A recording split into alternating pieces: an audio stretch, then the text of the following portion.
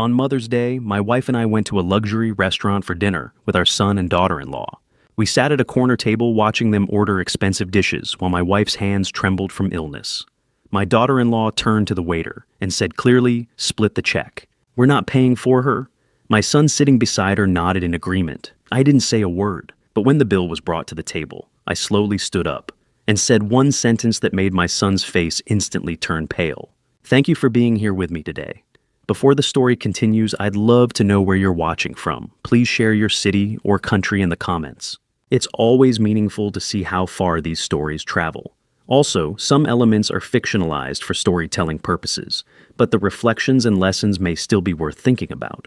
I should have known something was wrong the moment I saw her smile. It was 3 o'clock on Mother's Day afternoon when Kathy and I pulled into the parking lot of Mastro's Ocean Club. My 2009 Honda Civic made that grinding noise again as I shifted into park, the sound of something expensive about to break.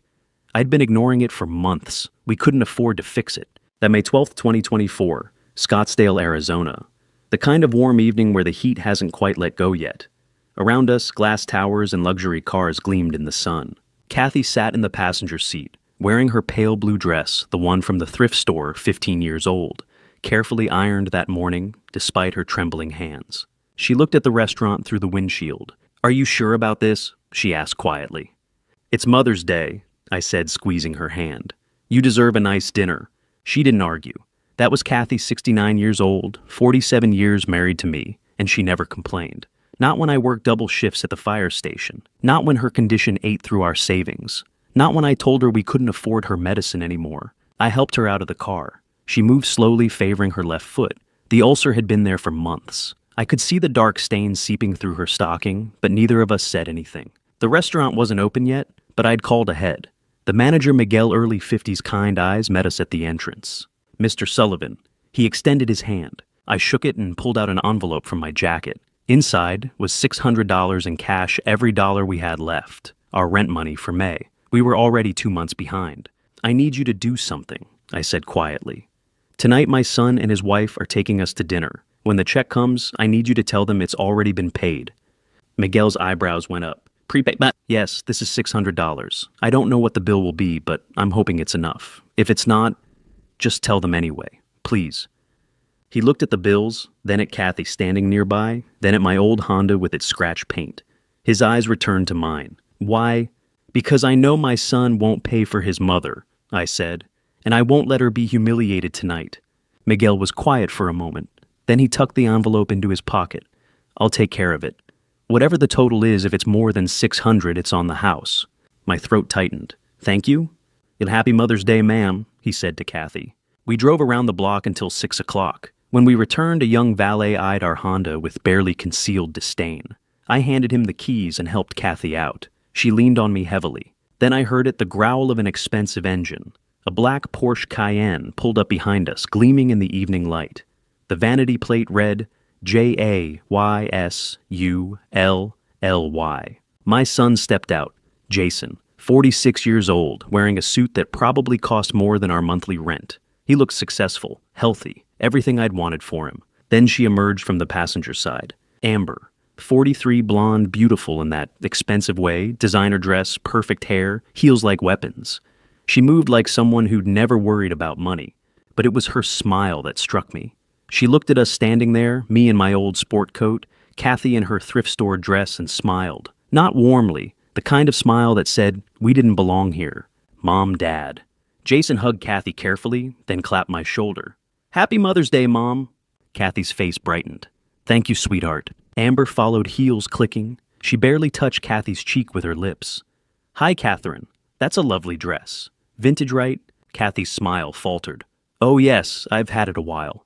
"I thought so," Amber said, turning to me. "Hank, good to see you." Amber.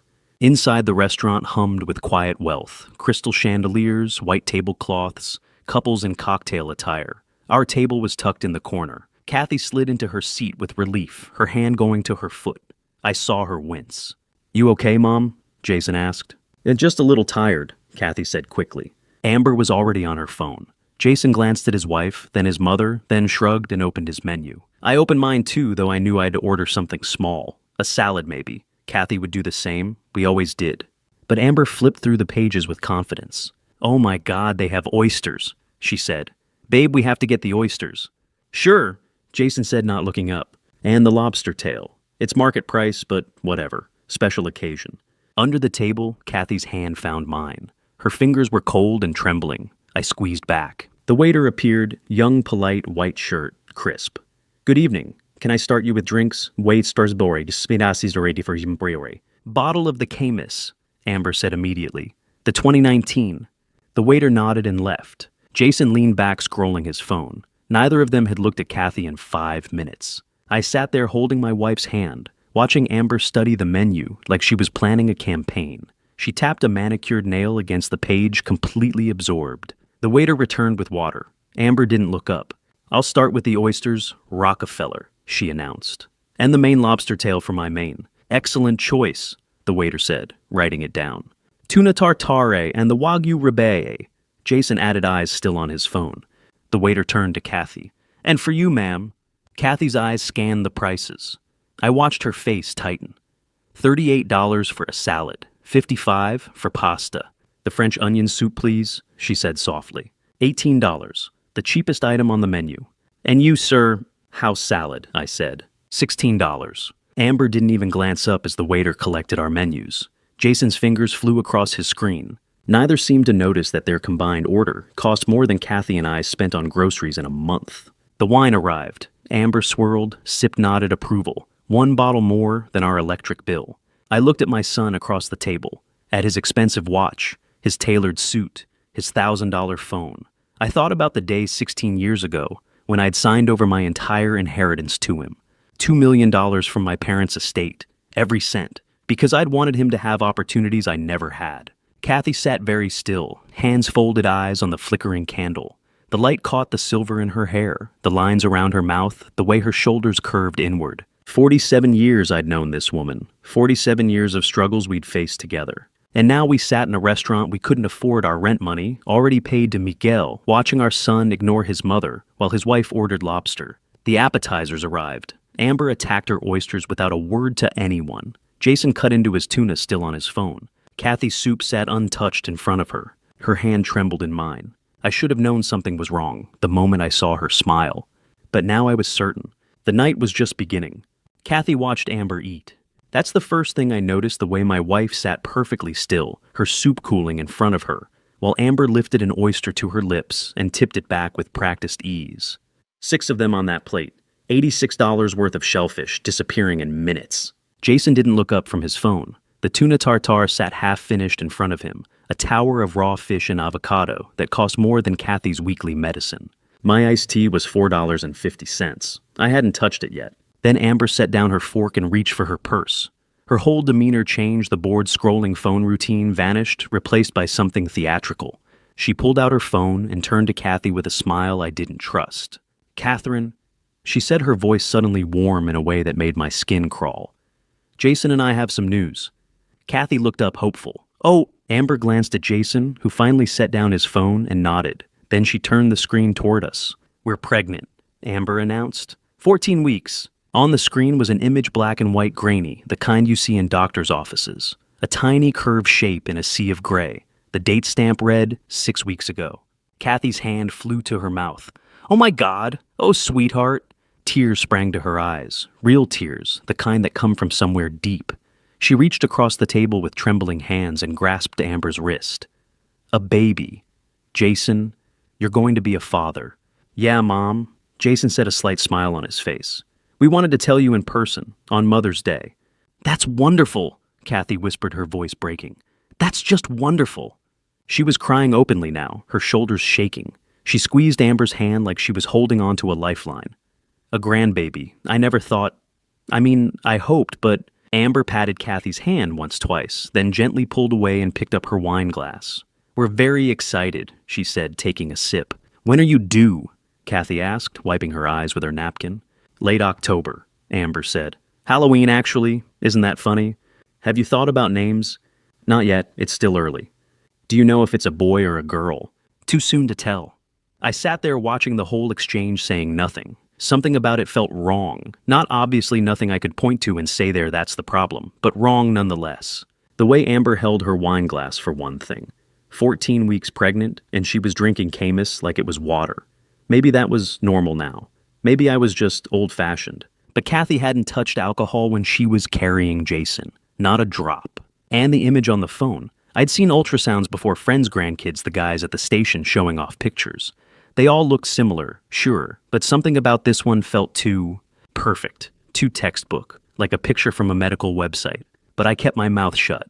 What was I going to do? Accuse my daughter-in-law of faking a pregnancy at the dinner table, call my son a liar on Mother's Day. So I sat there and watched Kathy cry tears of joy, while Amber finished her wine and Jason went back to his phone. "You're going to be a grandfather, Hank," Kathy said, turning to me with a radiant smile. "Can you believe it?" "That's great news," I said, forcing the words out. Kathy squeezed my hand. "Our first grandchild. Our first, our only, probably."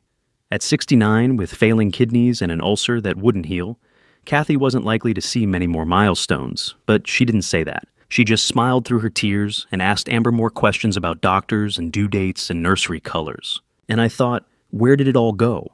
The money, the $2 million. It hit me like a freight train. The memory of that kitchen table 16 years ago. The papers spread out in front of us. The notary's stamp still wet on the transfer documents. March 2008. It had been 3 weeks since we'd lost my parents. Not lost, that made it sound like they'd wandered off somewhere. They were gone. A semi-truck ran a red light on the I-10, and just like the 2 people who'd been alive for 70-some years, were gone. The inheritance came through quickly. Their house sold. Their savings liquidated. Life insurance paid out. When the lawyer handed me the final number, I'd stared at it for a full minute without speaking. $2 million. Kathy and I sat at our kitchen table that night, the same table we'd eaten breakfast at for 20 years, the one with the wobbly leg I'd never fixed. Jason was there too. 30 years old, fresh out of business school, full of ideas and ambition. "What are we going to do with it?" Kathy had asked quietly. I had looked at the papers, at the numbers, at my son sitting across from me. "We're going to give it to Jason," I'd said. Kathy's eyes widened. "All of it, all of it." Jason looked up. "Dad, you don't have to—" "Yes, I do." I'd slid the papers across the table. "Your grandparents worked their whole lives to leave something behind. They'd want you to have opportunities we never had." "But what about you?" Jason asked. "What about Mom? You could retire. You could—" "We're fine," I'd said. "We've got my pension. We've got the house.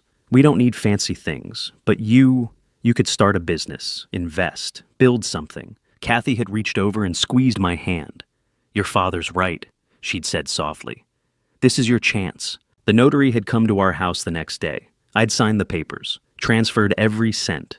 Jason had promised God I remembered his exact words. "I'll make you proud, Dad. I'll build something great with this. I promise." I'd believed him. And now, 16 years later, I sat in a restaurant I couldn't afford, watching him scroll through his phone while his wife drank wine and announced a pregnancy I didn't quite believe. Where had the money gone? $2 million. Invested right? That should have been $4 million by now. 5 even. But here we were. Jason in his expensive suit, Amber in her designer dress, and Kathy with $18 soup she couldn't bring herself to eat. The waiter appeared to clear the appetizer plates. Amber's was empty. So was Jason's. Mine, the 450 iced tea, was barely touched. Kathy's soup was still full. The cheese on top congealed into a cold, rubbery skin. "Did you not like the soup, ma'am?" the waiter asked politely. "Oh, I'm just full." Kathy lied, her smile not quite reaching her eyes. "It was lovely." The waiter nodded and cleared it away. Amber was already looking at the main courses section of the menu, her finger tracing down the list of steaks and seafood. "So what's everyone thinking for entrees?" she asked brightly. Kathy's hands were trembling again. She folded them in her lap, trying to hide it. I reached over and covered them with mine. Across the table, Jason was typing something on his phone. He hadn't looked at his mother since the pregnancy announcement, hadn't asked how she was feeling, hadn't noticed the untouched soup, or the way her face had gone pale. Amber tapped the menu. "I'm thinking the lobster tail." Of course she was. And somewhere in the back of my mind, I heard my father's voice from years ago. If you give someone everything, make sure they know what it cost. I'd given Jason everything. And sitting there, watching Kathy's hands shake while Amber ordered more food we hadn't paid for. Yet food I'd already paid for with our rent money, I wondered if he'd ever understood the cost at all. Kathy's trembling hands reminded me of another morning. 8 weeks ago, March 10th. The day I'd driven her to the hospital with her glucose at 450 and climbing. I'd woken up at 6 that morning to find her sitting on the edge of the bed, swaying slightly. Her nightgown was soaked with sweat. When I touched her arm, her skin was clammy and cold. "Kathy," she didn't answer right away, just stared at the wall, breathing too fast. I grabbed the glucose monitor from her nightstand, the one we'd bought secondhand because the new ones cost too much. My hands shook as I pricked her finger. The number that came up made my stomach drop. 450. Normal was under 120. Anything over 200 was dangerous. 450 meant her body was eating itself from the inside out. "We're going to the hospital," I said, already pulling clothes from the dresser. "And Hank, we can't afford—" "Now, Kathy, we're going now." I'd helped her dress, half carrying her to the car. She'd thrown up twice on the drive to Phoenix General. I'd held a plastic bag for her while trying to keep the Honda steady on the I-10, praying we'd make it in time. The thing is, it wasn't sudden. The numbers didn't just spike overnight. She'd been rationing her insulin for months since the previous summer, when our insurance lapsed, and we couldn't afford the out-of-pocket cost anymore. $750 a month for the medication that kept her alive.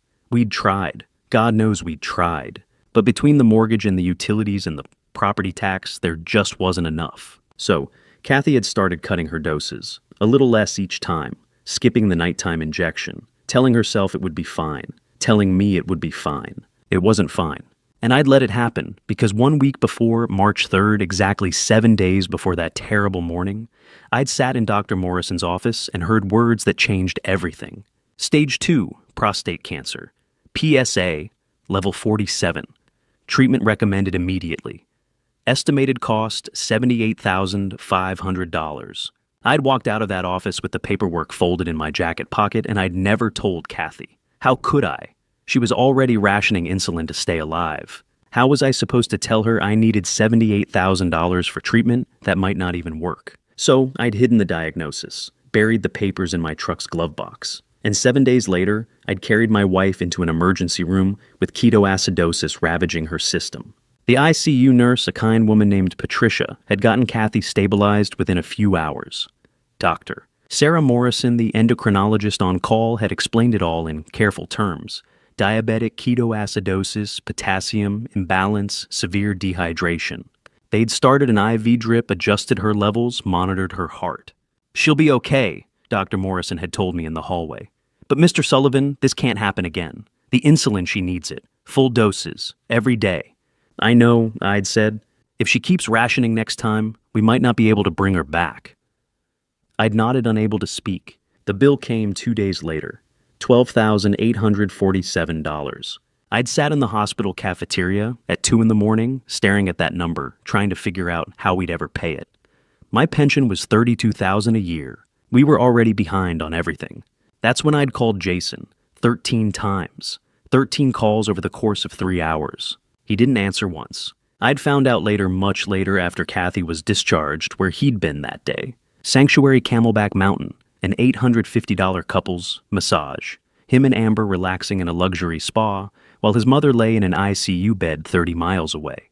But what I'll never forget, what burned itself into my memory like a brand, happened on the second day of Kathy's hospital stay. I'd stepped out of her room to use the restroom. She was sleeping finally, the machines beeping softly beside her bed. The hallway was quiet, just me and the fluorescent lights and the smell of disinfectant. That's when I heard voices around the corner. Jason's voice. Low, but not quite low enough. "I'm just saying it's $50,000. The policy's been paid up for years." And then Amber's voice, sharper, colder. "How much longer do you think she has?" Honestly, I'd frozen, pressed myself against the wall, barely breathing. "I don't know," Jason had said. "A year, maybe less. The doctor said her kidneys are—" "So we wait," Amber had interrupted. "We wait, and then we deal with the house, the policy, all of it. It's not ideal, but it's not like we have a choice. Your father's got nothing." Yeah, just that. Yeah, not an argument, not a defense of his mother, just agreement. I'd stood there in that hallway listening to my son and his wife discuss my wife's life insurance policy, like it was a stock they were waiting to mature, and something inside me had broken. Not shattered, broken, cleanly. The way a bone breaks when too much weight's been put on it for too long. I'd waited until they left, walked back into Kathy's room, sat beside her bed, and held her hand while she slept. And 2 days later, March 12th, I'd signed up to drive for a rideshare service. Night shift, 6 in the evening until 2 in the morning. 71 years old with an undiagnosed cancer eating away at me. driving strangers around Scottsdale for $20 an hour. It was all I could think to do. Now, sitting in Mastro's with the memory of that hallway conversation echoing in my head, I looked across the table at my son. He was scrolling through his phone again, not even pretending to pay attention to his mother anymore. Kathy was asking Amber something about baby names. Her voice was soft, hopeful trembling, with the same joy I'd heard when Jason was born 46 years ago. Amber answered without looking up from her wine glass, and I thought about $50,000, about an $850 massage, about 13 unanswered calls. I thought about the $600 currently sitting in Miguel's pocket, our rent money gone, because I knew what was coming, and I'd be damned if I let them humiliate her. My hands were steady on the table. I kept them that way deliberately, forced myself to breathe evenly, to stay calm. But inside I was burning. 8 weeks ago, I'd heard my son agree that we should just wait for his mother to pass. Wait for the insurance money, wait like vultures. Tonight I was going to show him exactly what that waiting had cost. But that wasn't the only time I'd seen that look in Amber's eyes, the one that said Kathy didn't matter. 2 weeks before tonight, April 28th, a Sunday afternoon. I'd been sitting in our living room that morning, drinking coffee and trying not to think about the eviction notice tucked in the kitchen drawer when my phone buzzed. A message from my neighbor Helen. "Did you see what your daughter-in-law posted?" I didn't have social media, never saw the point, but Helen had sent me a screenshot. There was Amber smiling at the camera, her wrist extended to show off a diamond bracelet that caught the light like a small constellation. The caption read, "Treated myself, Tiffany & Co. Because I deserve it. Hashtag self-love, hashtag luxury lifestyle." Below the image, 847,000 people had seen it, liked it, commented things like, "Stunning" and "You go girl." Helen's next message, Tiffany website, says that bracelet is $8,500. I'd stared at that number for a long time. $8,500, more than half of what we owed in medical bills, more than 6 months of Kathy's insulin, enough to keep us from being evicted. And Amber had bought it for herself, because she deserved it. I'd showed Kathy the screenshot. She'd looked at it quietly, then handed my phone back without a word. "It's her money," she'd said softly. "She can spend it how she wants." That afternoon, Jason and Amber had shown up at our house unannounced. Jason had a Mother's Day card in his hand, one of those expensive ones from the fancy stationery store, thick paper with embossed flowers on the front. "We wanted to give this to you early, Mom," he'd said, handing it to Kathy, "since we'll see you on the actual day anyway." Kathy had smiled, touched. "You didn't have to do that." "Of course we did," Amber had said, adjusting the bracelet on her wrist, the same one from the photo. It glinted in the afternoon light streaming through our living room window. Kathy had opened the envelope carefully the way she always did, trying not to tear the paper. She'd pulled out the card, beautiful, probably $7 or $8 just for the card itself, and opened it. Inside was nothing. Not a signature, not a message, not even a scribbled "Love Jason and Amber," just blank white space. Kathy had stared at it for a long moment, her smile frozen on her face. I'd watched the light go out of her eyes. "Oh," she'd said quietly. Amber had laughed a light, careless sound. "We thought at your age simple is best. You know, less clutter. We figured you'd appreciate the sentiment more than a bunch of words you just forget anyway." Kathy's hands had started to tremble. She'd closed the card, carefully set it on the coffee table. That's very thoughtful," she'd managed. "Glad you like it," Amber had said, already checking her phone. Jason had glanced at his mother, then at his wife, then back at the TV playing silently in the corner. He'd said nothing. Kathy had stood up slowly. "Excuse me, I need to use the restroom." She'd walked out of the room with her shoulders very straight, her head up, but I'd heard it the way her breath caught, the way her footsteps quickened as she reached the hallway. And then through the closed bathroom door, I'd heard her cry. Not loud, not theatrical, just small broken sounds that she was trying to muffle with a towel or her hands or whatever she could find. I'd sat there on the couch, the blank card on the table, between me and my son, listening to my wife's heartbreak in the next room. "So, Dad," Jason had said, scrolling through his phone, "how's the car running?" And now, 2 weeks later, I sat across from that same son in a restaurant that cost more than our monthly grocery budget, watching him ignore his mother all over again. The waiter had returned with our entrees. He set them down one by one with practiced precision. Amber's lobster tail, a massive thing, butterflied and glistening with butter, served with asparagus and roasted potatoes. $95. Jason's steaks, Wagyu ribeye, seared perfectly, the kind of meat that practically melted. $185. Kathy's soup, the French onion she'd ordered at the start, now cold, the cheese congealed on top. $18. She hadn't touched it. My salad house greens simple dressing, $16. Enjoy your meals, the waiter said, and disappeared. Amber cut into her lobster, immediately not bothering to wait for anyone else. Jason sawed into his steak, the knife making a soft sound against the plate. I looked at Kathy. She was staring at her soup, her hands folded in her lap. I could see them trembling even from across the table. And then I saw it, the dark stain spreading across her left stocking just above the ankle, the ulcer. It had started bleeding again, seeping through the bandage she'd wrapped that morning, soaking into the fabric. She noticed me looking and shifted in her seat, trying to tuck her foot under her chair where no one could see. "You okay, Mom?" Jason asked, glancing up briefly from his phone. "Oh yes, fine," Kathy said quickly. He nodded and went back to his screen. Amber was describing something, her voice bright and animated, talking about a trip they were planning. Greece, Santorini specifically.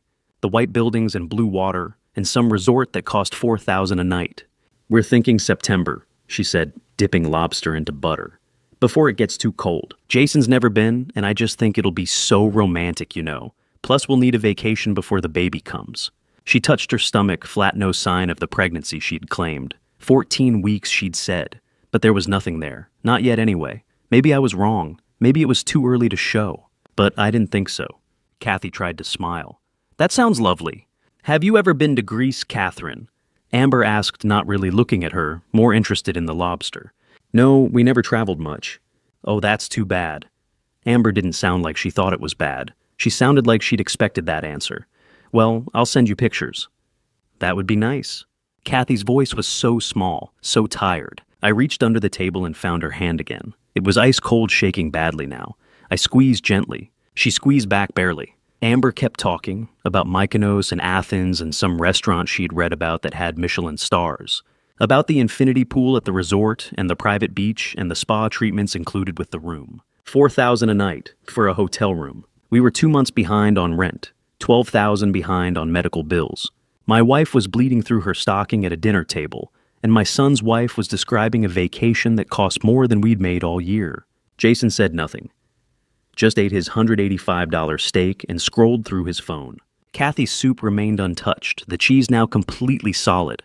I ate my salad slowly, mechanically, each bite tasting like dust. And Amber talked, on and on and on, her voice filling the space where conversation should have been, where questions about Kathy's health, or compliments about her dress, or even just basic acknowledgement of her existence might have gone. But there was none of that, just Greece. Just infinity pools and Michelin stars and $4,000 rooms. I looked at my son. At the expensive watch on his wrist, $20,000 easy. At the tailored suit. At the phone that was probably his third or fourth upgrade this year. And I thought about the blank card sitting on our coffee table at home. The one with no words inside.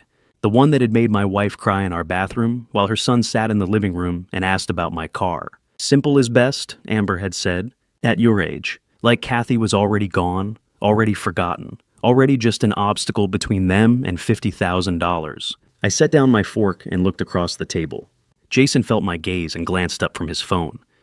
"What? Nothing," I said quietly. But it wasn't nothing, and he was about to find out exactly what it was. My attention drifted, old habit from the fire station, always scanning the room, always looking for exits, for hazards, for the things other people missed. That's when I noticed the woman at table 12. She sat alone, which was unusual for a place like this on Mother's Day. Mid to late 40s, I guessed. Dark hair pulled back. She wore scrubs the kind nurses or medical staff wear, like she'd come straight from a shift. Her meal sat mostly untouched in front of her, but that wasn't what caught my attention. It was her phone. She held it casually propped against her water glass, at an angle. To anyone else, it would look like she was scrolling through messages or checking the time. But I'd spent 30 years reading situations, and I knew what I was seeing. She was recording. The lens was pointed directly at our table. Not obviously she was good at it, subtle, but I could see the red dot reflected in the screen's black border. She'd been capturing everything. How long I wasn't sure, but long enough. I should have felt something, alarm maybe, or anger. But I felt nothing except a strange sense of inevitability. Like somewhere deep down, I'd known this moment was coming. That whatever was about to happen needed witnesses. I looked away before she noticed me watching. That's when Miguel appeared at our table. "How is everything this evening?" He asked, his voice warm and professional. He addressed the question to all of us, but his eyes stayed on me. "Excellent," Amber said, not looking up from her lobster. "The food here is amazing." I'm glad to hear it. Miguel nodded, then turned to Kathy. And you, ma'am, is the soup to your liking? Kathy forced a smile. It's very good, thank you. Miguel's gaze shifted to me, and I saw something flicker in his expression. Recognition, maybe. Or curiosity. His eyes dropped to my hands resting on the table beside my barely touched salad. He stared at my right hand for a beat too long. I knew what he was seeing. The scar, a silvered line of puckered skin that ran from my knuckles up to my wrist. An old burn 30 years healed, but still visible. I'd gotten it in 1994, pulling a man out of a warehouse fire on East Van Buren. The beam had fallen, pinned him.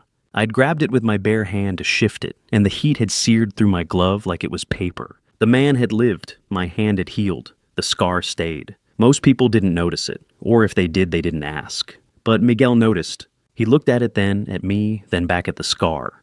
Something passed across his face, something I couldn't quite read. Surprise, maybe? Or recognition. If you need anything, he said quietly, his eyes meeting mine. Anything at all, please let me know. There was weight in those words, more than just a manager checking on customers. And thank you, I said. He nodded, once lingered for another second, then moved on to the next table. I watched him go, wondering what he'd seen in that scar, what he remembered. But before I could think too much about it, Jason's phone buzzed on the table. He glanced at the screen and his face tightened. I need to take this, he muttered, pushing back his chair. Who is it? Amber asked, finally looking up from her plate. Derek, work stuff. On Mother's Day. It's important. Jason was already standing, phone pressed to his ear. Yeah, I'm here. Hang on. He walked away from the table, weaving through the restaurant toward the entrance. I watched him go, saw the tension in his shoulders, the way his free hand clenched into a fist at his side. Derek, his business partner. The guy he'd started the real estate company with back in 2009, right after I'd given him the money. I'd met Derek once, slicked too many teeth, when he smiled, the kind of guy who called everyone buddy, and made you feel like you needed to count your fingers after shaking his hand. Something was wrong. I could tell by the way Jason had moved, the urgency in his voice. But Amber didn't seem concerned. She just shrugged and went back to her lobster, pouring herself another glass of wine from the bottle that had cost more than our electric bill. The Camus. $142. She'd already finished half of it. Pregnant, she'd said. 14 weeks. I looked at the wine glass in her hand and said nothing. Across from me, Kathy lifted her spoon and tried the soup again. She managed one spoonful, then another. But I could see the effort it took, the way she had to force herself to swallow, the way her throat worked against the texture. The ulcer on her foot was still bleeding. I could see the stain spreading slowly across her stocking. And her stomach. God, her stomach had to be a mess too. The rationed insulin, the irregular meals, months of her body trying to survive on half of what it needed. She set the spoon down after the third bite and folded her hands in her lap. Not hungry, I asked quietly. And just full, she lied. I reached over and squeezed her hand. It was trembling again. I looked around the restaurant, at the other tables, at the families celebrating. There was a couple 2 tables over maybe our age holding hands across the tablecloth. The woman was laughing at something her husband said, her face bright with joy. 3 tables to the left, a family with kids, teenagers, probably were passing around a phone, looking at photos, all of them smiling. Mother's Day, a celebration. Everywhere I looked, people were together, happy, present. And then there was us. Kathy with her untouched soup and bleeding foot trying to smile through the pain. Amber with her lobster and her wine, and her phone utterly oblivious. Jason somewhere near the entrance pacing, while he talked about business problems he wouldn't explain. And me, sitting at a table I'd paid for with rent money, watching my wife suffer, knowing I couldn't fix it. Couldn't make it better. Couldn't do anything except sit here and hold her hand and wait for the moment when everything would finally come to a head. I'd never felt more alone in my life. Not when I'd carried bodies out of burning buildings. Not when I'd sat in a hospital waiting room while Kathy fought ketoacidosis. Not even when I'd heard my son talk about waiting for his mother to pass so he could collect insurance money. This was worse. Because I was surrounded by people who were supposed to love us, and none of them saw us at all. The woman at table 12 was still recording. I could see her in my peripheral vision, phone angled just right, capturing everything. Good, I thought distantly. Let her record it. Let someone see what this looks like. Jason returned to the table 10 minutes later. His face was tight pale under the restaurant's golden lighting. He sat down without a word, picked up his knife and fork, and went back to cutting his steak. Everything okay? Kathy asked softly. Fine, Jason said, not looking at her. Are you sure you look... I said it's fine, Mom. His tone was sharp, dismissive. Kathy flinched slightly and went quiet. Amber glanced at him, then at her phone, then back at her food. "Derek's such a drama queen," she muttered, always calling about something. Jason didn't respond, just kept cutting his steak, the knife making small, precise sounds against the plate. I watched him, watched the way his jaw was clenched, the way his eyes stayed fixed on his food, refusing to meet anyone's gaze. Something was very wrong with the business. I could feel it, but he wasn't going to tell us. He never told us anything anymore. I set down my fork and folded my hands on the table, my scarred right hand resting on top of my left. Across the room, Miguel was watching from near the bar. The woman at table 12 was still recording. And at our table, we sat in silence, 4 people eating a meal that no one wanted, pretending we were a family. The check was coming soon. And when it did, everything would change. The waiter returned to clear our plates. Kathy's soup bowl was still nearly full, the congealed cheese untouched. My salad was half eaten. Amber's lobster plate was scraped clean, as was Jason's steak. "Can I interest anyone in dessert this evening?" the waiter asked politely. Amber didn't hesitate. "I'll have the creme brulee." "Excellent choice. And for you, sir." Jason glanced up from his phone. "Chocolate lava cake." The waiter turned to Kathy. "Ma'am." "Oh, no, thank you," Kathy said softly. "I'm quite full." "And you, sir?" "Nothing for me," I said. The waiter nodded and left. $24 for Amber's dessert, $22 for Jason's, $46 for sugar and cream, while my wife sat there with her hands folded, having eaten maybe 3 spoonfuls of $18 soup. Kathy shifted in her seat and I saw her wince. The ulcer. It had to be worse now. We'd been sitting here for over 2 hours and the stain on her stocking had darkened, spreading wider. But she said nothing, just reached for her purse and pulled out her phone. "That's Jason, honey," she said, her voice tentative, hopeful. "I wanted to show you something."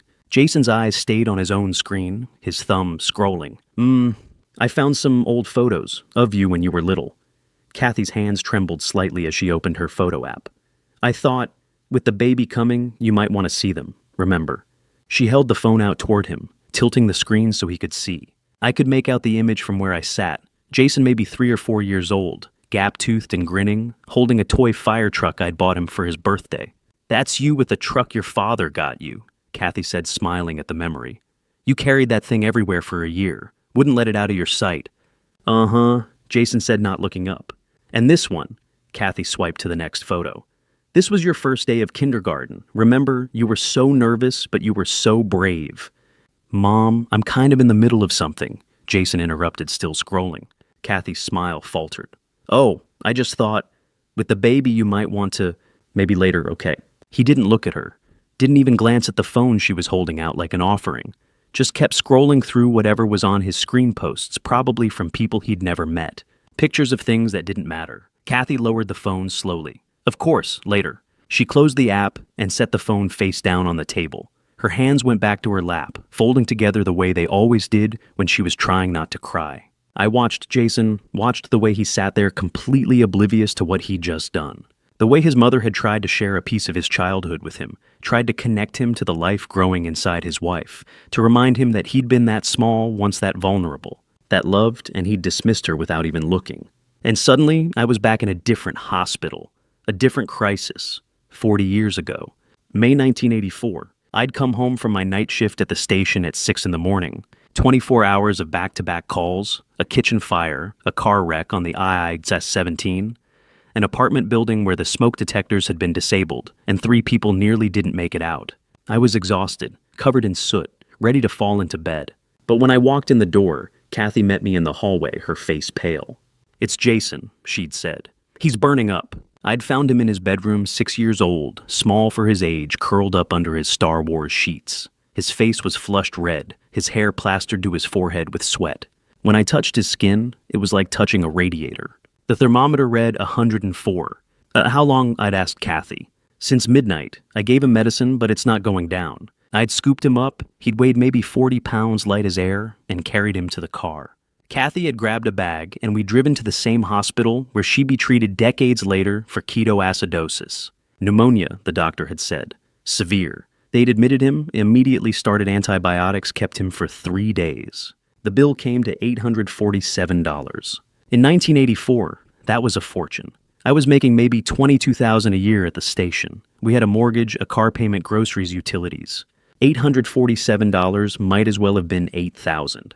I'd had a truck back then, a '78 Ford F-150 nothing fancy, but it ran. I'd bought it used for $3,000 a few years earlier, and it was mine. Paid off, no payments.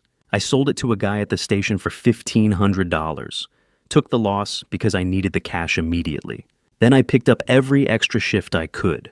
Worked 50, 60 hours a week for 3 months straight until we'd caught back up. But the night they'd admitted Jason that first night, when we didn't know if the antibiotics would work, if his fever would break, if he'd be okay, I'd sat in a chair beside his hospital bed and held his small hot hand in mine. He'd been unconscious delirious with fever, but I'd held on anyway. And I'd made him a promise. "I'll always take care of you," I'd whispered. "No matter what. You're my son, and I'll do whatever it takes to keep you safe. Always." He hadn't heard me, but I'd meant it. Now, 40 years later, I sat across from that same boy, a man now 46 years old, wearing a suit that cost more than that hospital bill, and watched him scroll through his phone while his mother tried to show him pictures of the child he used to be. The child I'd sold my truck for. The child I'd worked 60-hour weeks for. The child whose hand I'd held in a hospital room while promising him the world. He couldn't even look at her. The desserts arrived. The waiter set them down with a flourish Amber's creme brulee in a perfect ceramic dish, the sugar on top caramelized to a golden shell. Jason's chocolate lava cake molten center, oozing out when he cut into it with his fork. Amber took a bite and made a small sound of satisfaction. "Oh my God, this is amazing." Jason nodded already halfway through his own. "Yeah, it's good." Neither of them looked at Kathy. Neither of them noticed that she hadn't ordered anything, that she'd barely eaten all night, that the stain on her stocking had spread to the size of a silver dollar, now dark and wet. I reached under the table and found her hand again. It was ice cold despite the warmth of the restaurant. She squeezed back weakly. Across from us, Jason set down his fork and picked up his phone again, started scrolling. The cake sat half-finished on his plate. Amber finished her creme brulee and pushed the empty dish aside. She dabbed her mouth with her napkin, checked her own phone, then looked up at the ceiling like she was bored. The waiter appeared again. "Is there anything else I can get for you this evening?" Amber waved a hand dismissively. "No, we're good. Just the check, please." "Of course. I'll be right back." The waiter disappeared, and just like that it was here. The moment I had been waiting for. The moment I had paid $600 to orchestrate. The moment when everything I'd been holding inside for months, years, maybe would finally come out into the open. Amber leaned back in her chair, satisfied, full ready to leave. Jason set his phone down and reached for his wallet, a reflex the casual gesture of someone who'd never had to worry about whether there was enough inside to cover the bill. Kathy's hand trembled in mine. And I thought about that promise I'd made in 1984, about the truck I'd sold, about the shifts I'd worked, about every sacrifice I'd made because I loved my son and wanted him to have a good life. I'd given him everything. And he couldn't even look at his mother when she tried to show him a photograph. The waiter was coming back now. I could see him across the restaurant, a black folder in his hand. The check. I let go of Kathy's hand and straightened in my seat. 40 years ago, I'd promised to protect my son. Tonight I was going to protect my wife. From him. If you're still here with me at this moment, comment "still here," so I know you're continuing this journey with the story.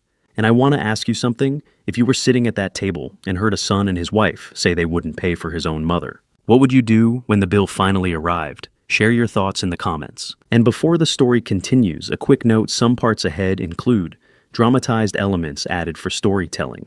If this kind of content isn't for you, feel free to stop the video here. The waiter returned with a black leather folder in his hand. He approached our table carefully, the way you'd approach something fragile, and set it down in the center, equidistant from all of us, neutral territory.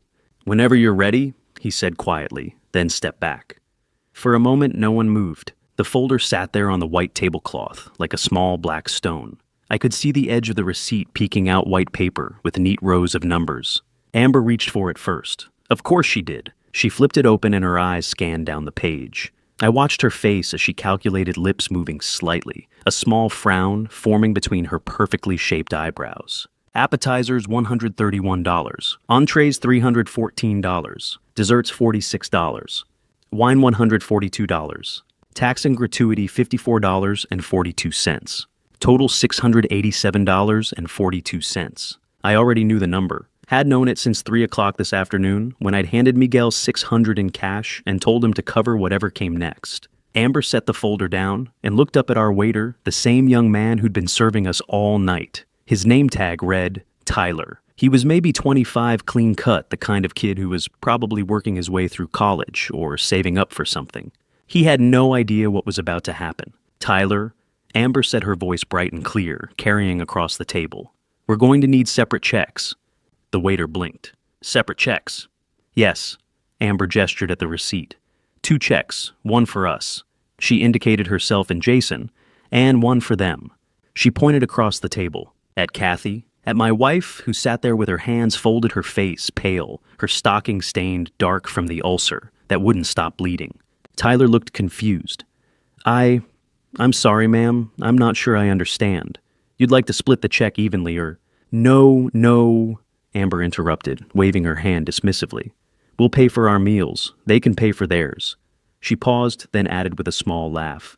Don't worry, we're not paying for her. She said it loud enough that the tables around us could hear. The word hung in the air like smoke. Her. Not them. Not my in-laws. Not Hank and Catherine. Her. Like Kathy was an object, a burden, something other. Tyler's face went red. Ma'am, I don't think... But Jason cut him off. That's fine, my son said. His voice was calm, matter of fact, like he was confirming a dinner reservation or agreeing to a wine selection. Separate checks, that works. And then God help me, he nodded, a single clear nod of agreement.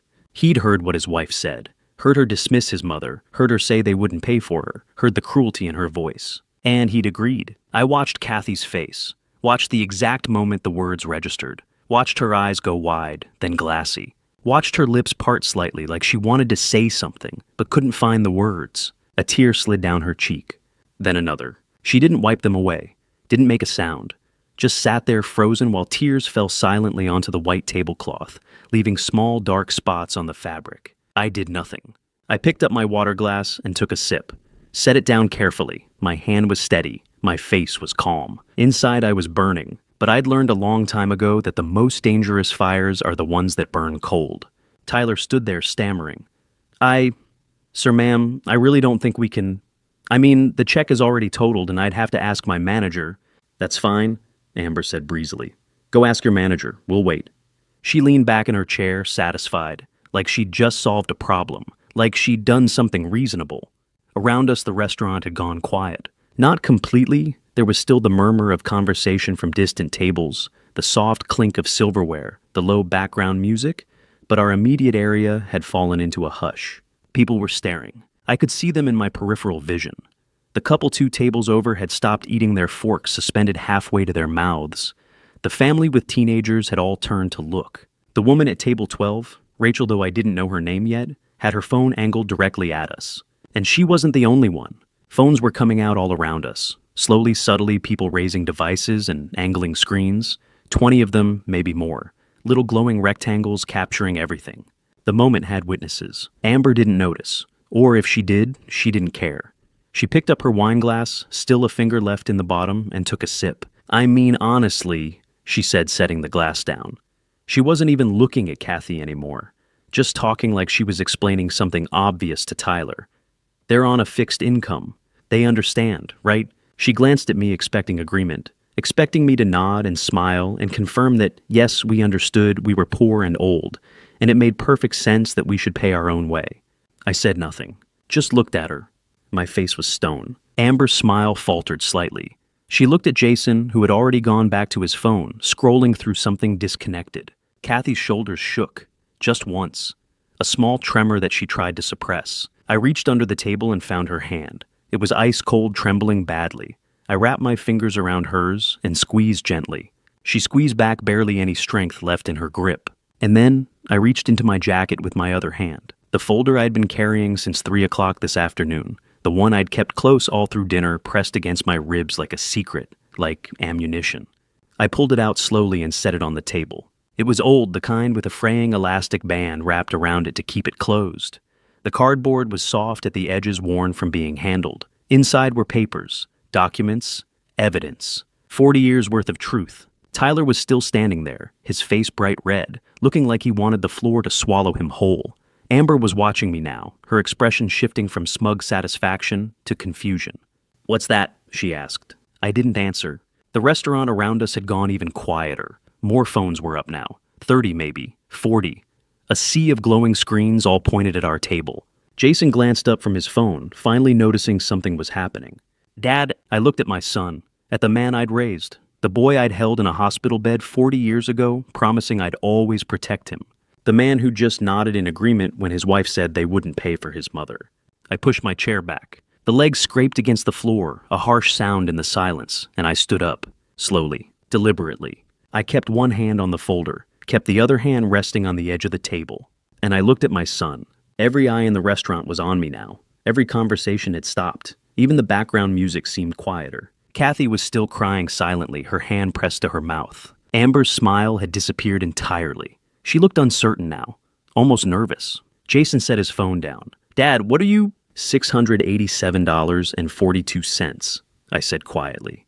My voice wasn't loud. I didn't shout, didn't raise it at all. But in that silence it carried. "That's what this meal cost," I continued. "That's what you were about to ask your mother to pay for. $18 for soup she couldn't eat. While you ordered a $185 steak." Jason opened his mouth, closed it. Amber started to say something, but I held up one hand. "I'm not finished," I said.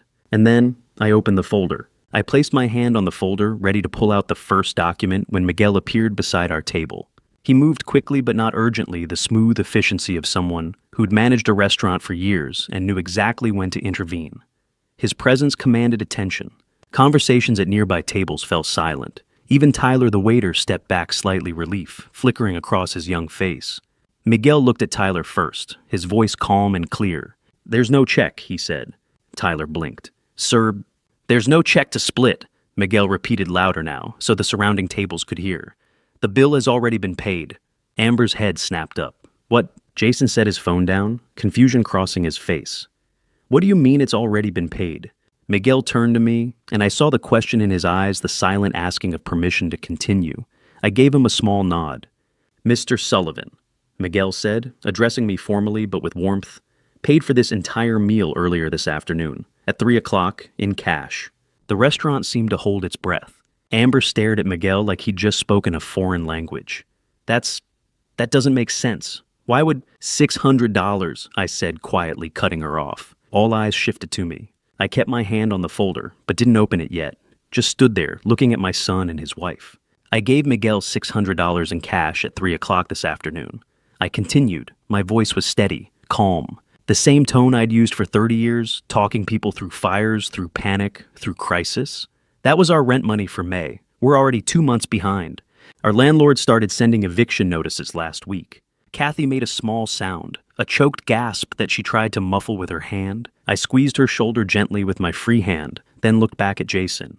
"I took our rent money," I said, "and I paid for this dinner in advance. Because I knew—" I paused, let the words hang there for a beat.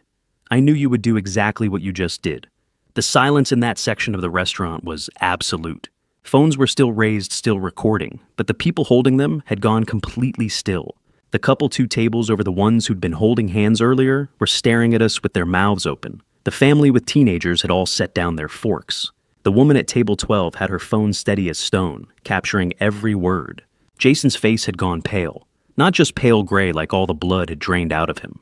"Dad," he started, his voice hoarse. I didn't know you were going to..." "Going to what?" I asked. "Pay for my own wife's dinner, pay so she wouldn't be humiliated." I shook my head. "No, son, you didn't know, because you didn't ask. You didn't wonder. You just assumed we'd, figure it out." Amber found her voice then. "This is ridiculous," she said, but there was a tremor in it now, uncertainty creeping in at the edges. "You didn't have to do that. We would have what?" I interrupted. "Paid for her?" I looked directly at Amber. "You just told the waiter in front of this entire restaurant that you wouldn't pay for her." I gestured to Kathy. "You said it, loud enough for everyone to hear, and he—" I pointed at Jason, nodded. He agreed. Jason flinched like I'd slapped him. Around us I could hear whispers starting, murmurs of shock and sympathy. "Oh my God," someone said. "That's his mother," another voice whispered. "He used his rent money," a woman said, her voice breaking slightly. "His rent money." Miguel stood quietly to the side, his hands clasped in front of him, his face carefully neutral. But I could see the tightness around his eyes, the way his jaw was set. He was angry on our behalf, but he was too professional to show it. Tyler the waiter looked like he wanted to disappear into the floor. Amber's face had flushed red now, whether from shame or anger I couldn't tell. Probably both. "You're making a scene," she hissed. "Everyone is staring." "Good," I said simply. "Let them stare. Let them see." I moved my hand back to the folder, flipping it open fully now. Inside were papers, documents I'd carefully organized over the past week, ever since I'd heard Jason and Amber talking in that hospital hallway 8 weeks ago. "I paid for dinner," I said, looking at Jason, "so your mother wouldn't have to sit here and be told she wasn't worth $18 worth of soup. But that's not why we're here. That's not what this is about." I pulled out the first document carefully, slowly, so everyone could see I was handling something important. "This," I said, holding it up, "is about where $2 million went." Jason's eyes went wide. Amber's mouth fell open. And the crowd, the witnesses, the recording phones, the 50-plus people who'd now stopped eating entirely to watch our table leaned in closer. I held the paper at an angle so Jason could see it, so the people at the nearest tables could see it, so the cameras could capture it. It was a bank statement, old but preserved in a plastic sleeve. The date at the top read March 15th, 2008, and the transaction line was highlighted in yellow. Transfer to Jason Michael Sullivan. Amount $2 million. "Do you remember this?" I asked quietly. Jason stared at the document. His hands had started to shake. "Dad, do you remember?" I repeated, my voice harder now. "The day I sat you down in our kitchen and gave you everything, every cent your grandparents left me when they died? $2 million. You were 30 years old. You said," my voice caught slightly, but I pushed through, "you said you'd make me proud." Kathy was crying openly now, her shoulders shaking. Jason's mouth opened and closed. No sound came out. Amber reached for the document like she wanted to snatch it away, but I pulled it back. "I'm not done," I said. Miguel had moved closer, positioning himself between Amber and me, subtly protective, ready to intervene if she tried anything. His eyes met mine briefly, and I saw something there. Recognition. Understanding. I set the bank statement down on the table, where everyone could see it. Then I reached back into the folder. "That was 16 years ago," I said. $2 million. Your mother and I gave you everything. We kept nothing. We trusted you." I pulled out the next document. And this, I said, my voice dropping to almost a whisper, but in that silence everyone heard it, "is what we've been paying ever since." The paper I held now was a hospital bill. March 10th, 2024. Patient Catherine Sullivan. Diabetic ketoacidosis. Amount due, $12,847. Status unpaid. I laid it on the table next to the bank statement. The crowd had gone from silent to stunned. I could hear sharp intakes of breath. A woman at a nearby table had her hand over her mouth, tears in her eyes. Jason was staring at the two documents like they were written in a language he couldn't understand. And I wasn't finished. Not even close. I reached back into the folder and pulled out the rest. Not one document, not two. A stack. Hospital bills, doctor's invoices, pharmacy receipts, insurance denial letters, collection notices. 3 years' worth of paper held together with a binder clip, the edges worn soft from being handled too many times. I set the stack on the table beside the two documents already there, the $2 million transfer and the $12,000 hospital bill, and the contrast was impossible to miss. One piece of paper showing everything we'd given, dozens of others showing everything it had cost us since. Amber found her voice first. "That was 16 years ago," she said, gesturing at the bank statement. Her tone was defensive, almost angry. I can't expect what?" I interrupted, my voice cutting through hers. "I can't expect my son to remember that his parents gave him $2 million, that we kept nothing for ourselves, that we trusted him." Amber's mouth snapped shut. I picked up the stack of medical bills and held them up so everyone could see. "And this," I said, "is what your mother and I have been paying since we gave you everything." I set the stack down and began pulling out individual sheets, laying them across the table one by one, like I was dealing cards. Each one had a number highlighted in yellow. Each one represented a piece of our lives we'd traded for survival. "Insulin," I said, holding up the first receipt. "Your mother has type 2 diabetes. She needs insulin to live. Without insurance, it costs $750 a month. Over the past 3 years, that's $27,000. I set it down and picked up the next one. Emergency room visits, $10,000. 3 trips in 2 years because her glucose levels went so high, she nearly didn't make it. Another paper. Hospital stays, $70,000. That includes the ICU stay from March when she went into ketoacidosis because, my voice hardened, because she'd been rationing her insulin for months, cutting her doses in half to make them last longer. Kathy made a sound, a choked sob that she tried to muffle with her napkin. Her shoulders shook. I kept going. Wound care, $7,200. For the ulcer on her foot that won't heal because her circulation is damaged, and we can't afford the specialist visits she needs. Next paper, medications, $7,200. Blood pressure pills, cholesterol medication, pain management, none of it covered. Next, medical equipment, $18,000. Glucose monitors, testing strips, bandages, compression socks, walkers. Everything insurance denied. Last one, doctor visits, $6,900. Endocrinologist, podiatrist, primary care. Cash payment only because we lost our insurance when I couldn't afford the premiums anymore. I set down the final receipt and looked at Jason. Do you want to know what all of that adds up to? I asked quietly. He didn't answer. Couldn't answer. Just stared at the table covered in papers. $146,300, I said. Each word fell like a stone into still water. That's what we've paid in the last 3 years alone. While your mother cut her insulin doses in half.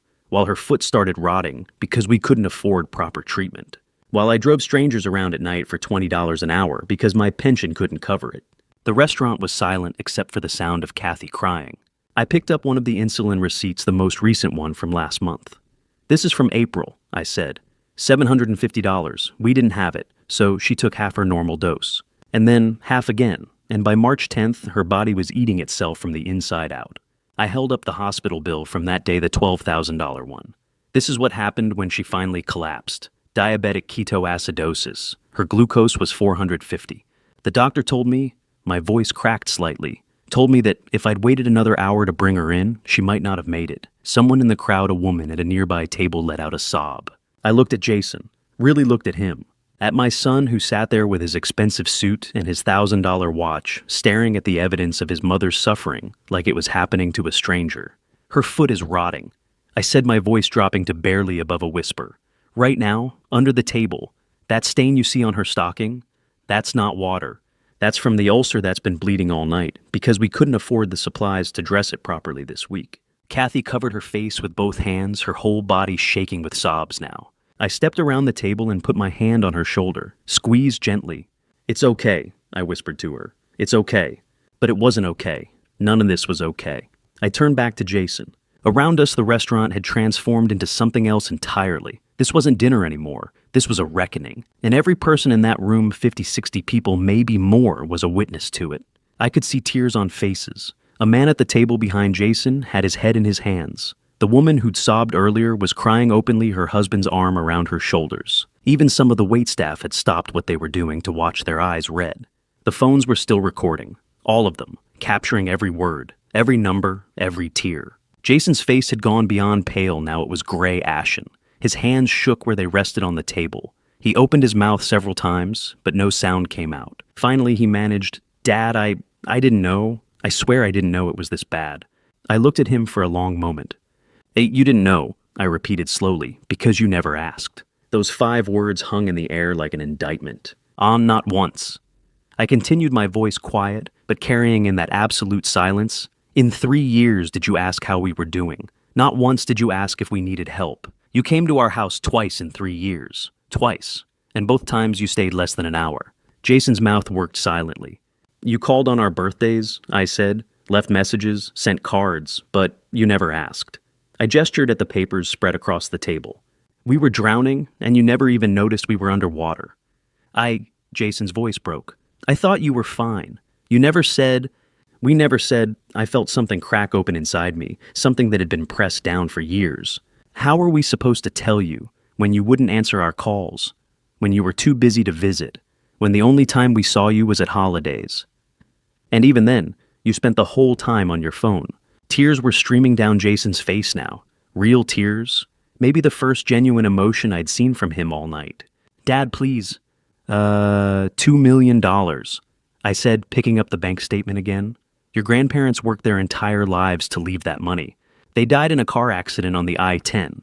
And 3 weeks later, I signed every cent over to you because I thought, my voice caught, I thought you'd do something good with it, something that mattered. I set the statement down and picked up the stack of medical bills again. And here's what happened instead, I said. Your mother is dying by inches because we can't afford to keep her alive. I'm working myself into the ground at 71 years old. We're about to be evicted and I looked at him. You ordered a $185 steak and didn't even ask your mother if she was okay. Jason put his head in his hands and wept. Amber sat frozen, her face white, her eyes darting between me and the documents and the crowd of people watching us. But I wasn't done. Not yet. I reached into the folder one more time. There's more, I said quietly. Jason looked up, his face streaked with tears. Dad, please, I can't. You need to hear this, I said. All of it. And I pulled out the next document. Before we continue, just a quick note. Parts of the story ahead include dramatized elements added for storytelling purposes. So not every detail should be taken as literal fact. If you're enjoying the video, feel free to share it and subscribe so you don't miss the next stories. And if this kind of story isn't for you, you're completely free to stop watching here. The next document I pulled from the folder wasn't about Kathy.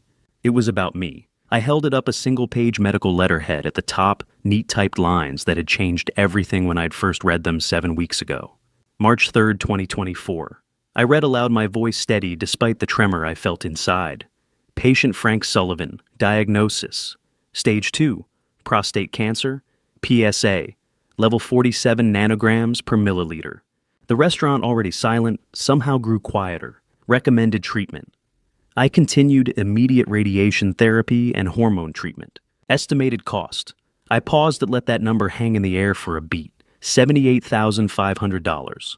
I set the paper down on top of the medical bills, the bank statement, the evidence of 3 years of suffering. I have cancer, I said, simply looking at Jason. I've had it since March 3rd, 7 days before your mother collapsed, and I haven't treated it. I haven't told anyone. I haven't done anything about it because, my voice cracked slightly, because we didn't have $78,000. We didn't have $7,800. We barely had 78.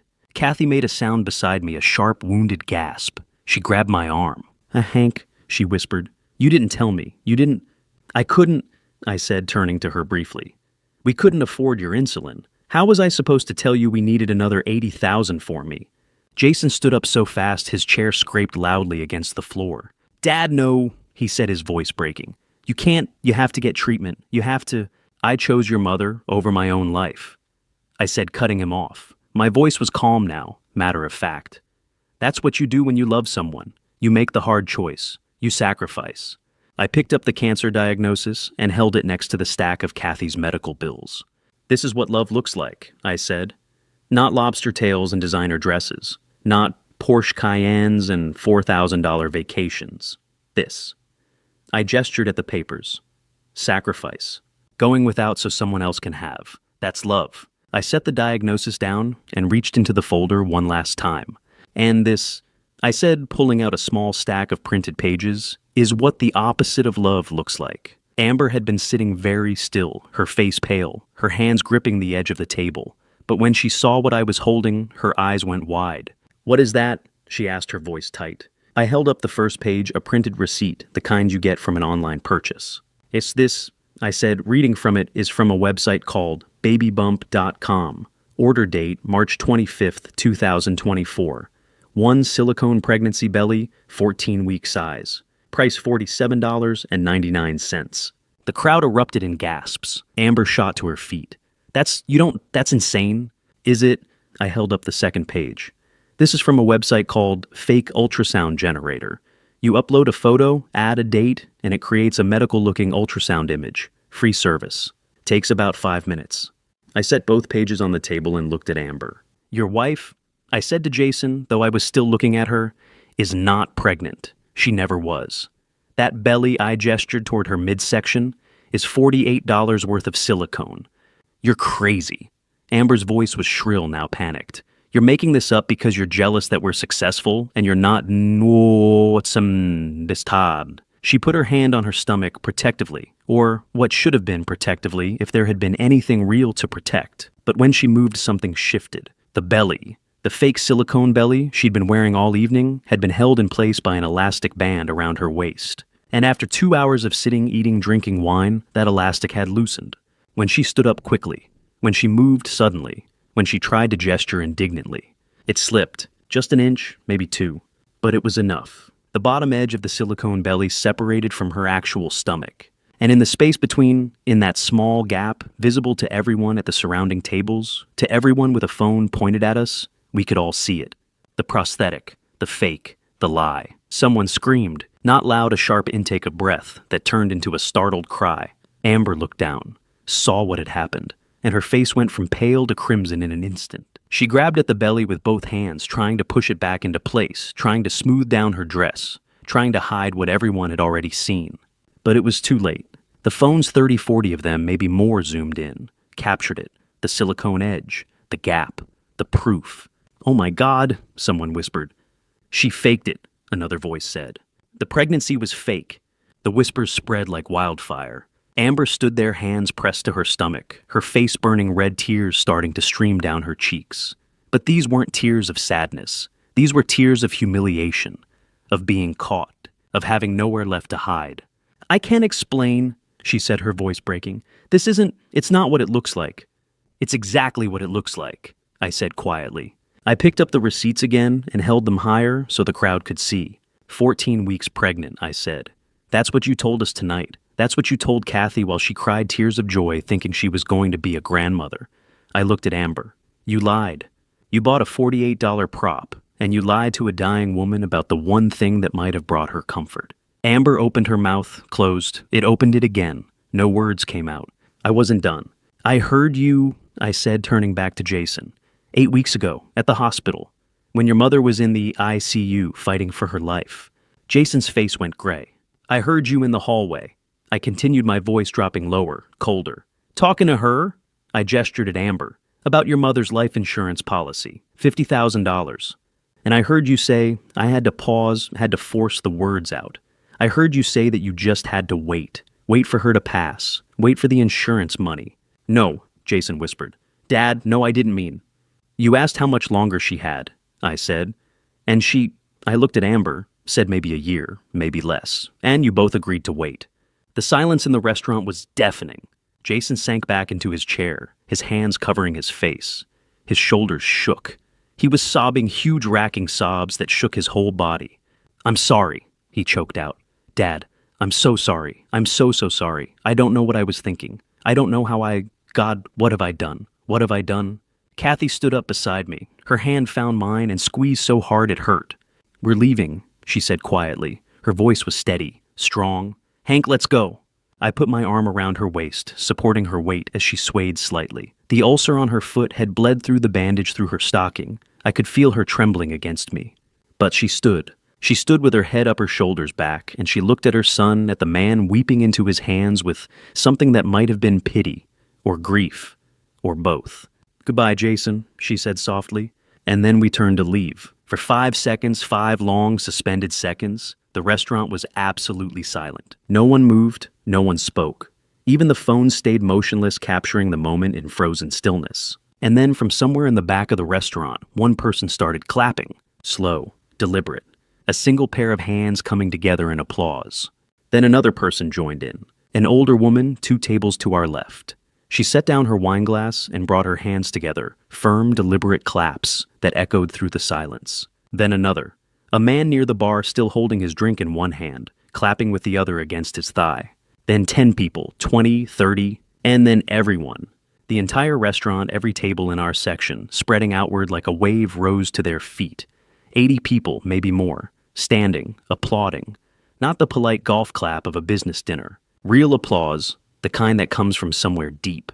The sound was overwhelming. I stood there with my arm around Kathy, both of us frozen, and listened to an entire room of strangers tell us that they'd seen what happened, that they'd witnessed it, that we weren't alone. "You're a good man, sir," the man at the next table said, his voice thick. He was maybe 60, gray-haired, wearing a suit that had probably cost more than my car. "A damn good man." "God bless you both," a woman called out from somewhere behind us. "You did the right thing," another voice said. "We're praying for you." The voices came from everywhere, overlapping, sincere. People I'd never met. People who'd just watched me expose my son's cruelty and my daughter-in-law's lies in front of 100 witnesses. And instead of looking away, instead of going back to their meals and pretending they hadn't seen, they were standing, applauding, blessing us. I felt Kathy sag against me, and I held her tighter. That's when Miguel stepped forward. He'd been standing near the bar, hands clasped in front of him, watching the ovation with tears streaming down his face. Now he walked toward us through the crowd, and the crowd parted for him, creating a path. When he reached our table, he stopped and looked at me for a long moment. His eyes were red, his face wet. "Mr. Sullivan," he said, his voice shaking slightly, "I need to tell you something." I nodded, unable to speak. "I know who you are," Miguel said. "I've known since you walked in tonight, since I saw that scar on your hand." He gestured at my right hand, at the silvered line of burned tissue running from my knuckles to my wrist. 1994, Miguel continued. "August 17th, there was a warehouse fire on East Van Buren Street. Do you remember? I stared at him. Yes, I remember. My father was in that warehouse," Miguel said. "Roberto Alvarez, he was a maintenance worker. The fire started in the electrical room, and he was checking the breakers when the whole system went up. A beam fell, pinned him. The memory came back in pieces. The warehouse. The smoke so thick you couldn't see your hand in front of your face. The calls for help. The man trapped under steel and concrete flames spreading fast. You went in," Miguel said, his voice breaking. "The other firefighters said it was too dangerous. The building was coming down. But you went in anyway. I remembered grabbing that beam, remembered the heat even through my gloves, remembered the way my right hand had burned when I'd finally gotten enough leverage to shift it. You pulled him out," Miguel said. "You carried him out of that building 30 seconds before the roof collapsed. The doctor said he had second-degree burns and smoke damage to his lungs, but he lived. He lived another 25 years. My throat was tight. He passed 2019, Miguel said, nodding. The lung damage from the smoke finally caught up with him. But Mr. Sullivan, he stepped closer. He talked about you every single day. Every day for 25 years, he told us about the firefighter who saved his life. The man who didn't give up when everyone else said it was too late. You were a hero to our family, to my father, to me. I felt something break loose inside me, something I'd been holding tight for months, maybe years. I didn't know, I managed. I never knew what happened to him after. We pulled so many people out over the years. He knew, Miguel said. He never forgot. Miguel reached into his jacket and pulled out a check. He handed it to me. This is from the restaurant, he said. $5,000. It's not enough. It's not even close to enough. But it's what I can give you tonight. I looked down at the check. $5,000. Enough to pay the rent we owed. Enough to buy Kathy's insulin for months. Enough to breathe. I can't accept this, I said, my voice hoarse. You can, Miguel said firmly. You will, and there's more. He pulled out a small card, laminated official looking, and pressed it into my hand. Free meals for life, he said. You and Mrs. Sullivan, anytime, for as long as this restaurant stands. It's the least we can do. Then he reached into his pocket and pulled out an envelope. The same envelope I'd given him at 3 o'clock that afternoon. And this, Miguel said, is your $600. Your rent money, I'm giving it back. I stared at the envelope. But the bill was less than I expected, Miguel said, smiling through his tears. And even if it wasn't Mr. Sullivan, you saved my father's life. You gave me 25 more years with him.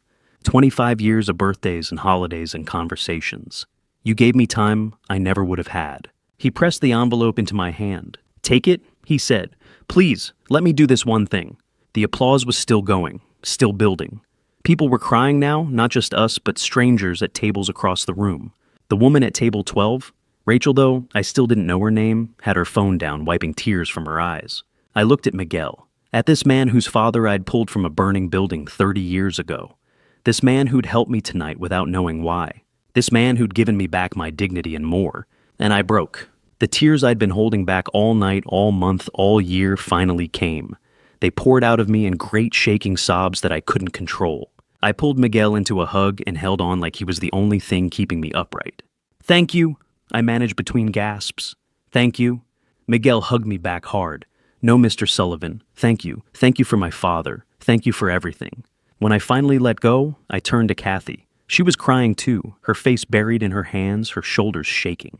Let's go home, I said softly, putting my arm around her waist. She nodded, unable to speak. The crowd was still applauding as we walked toward the exit.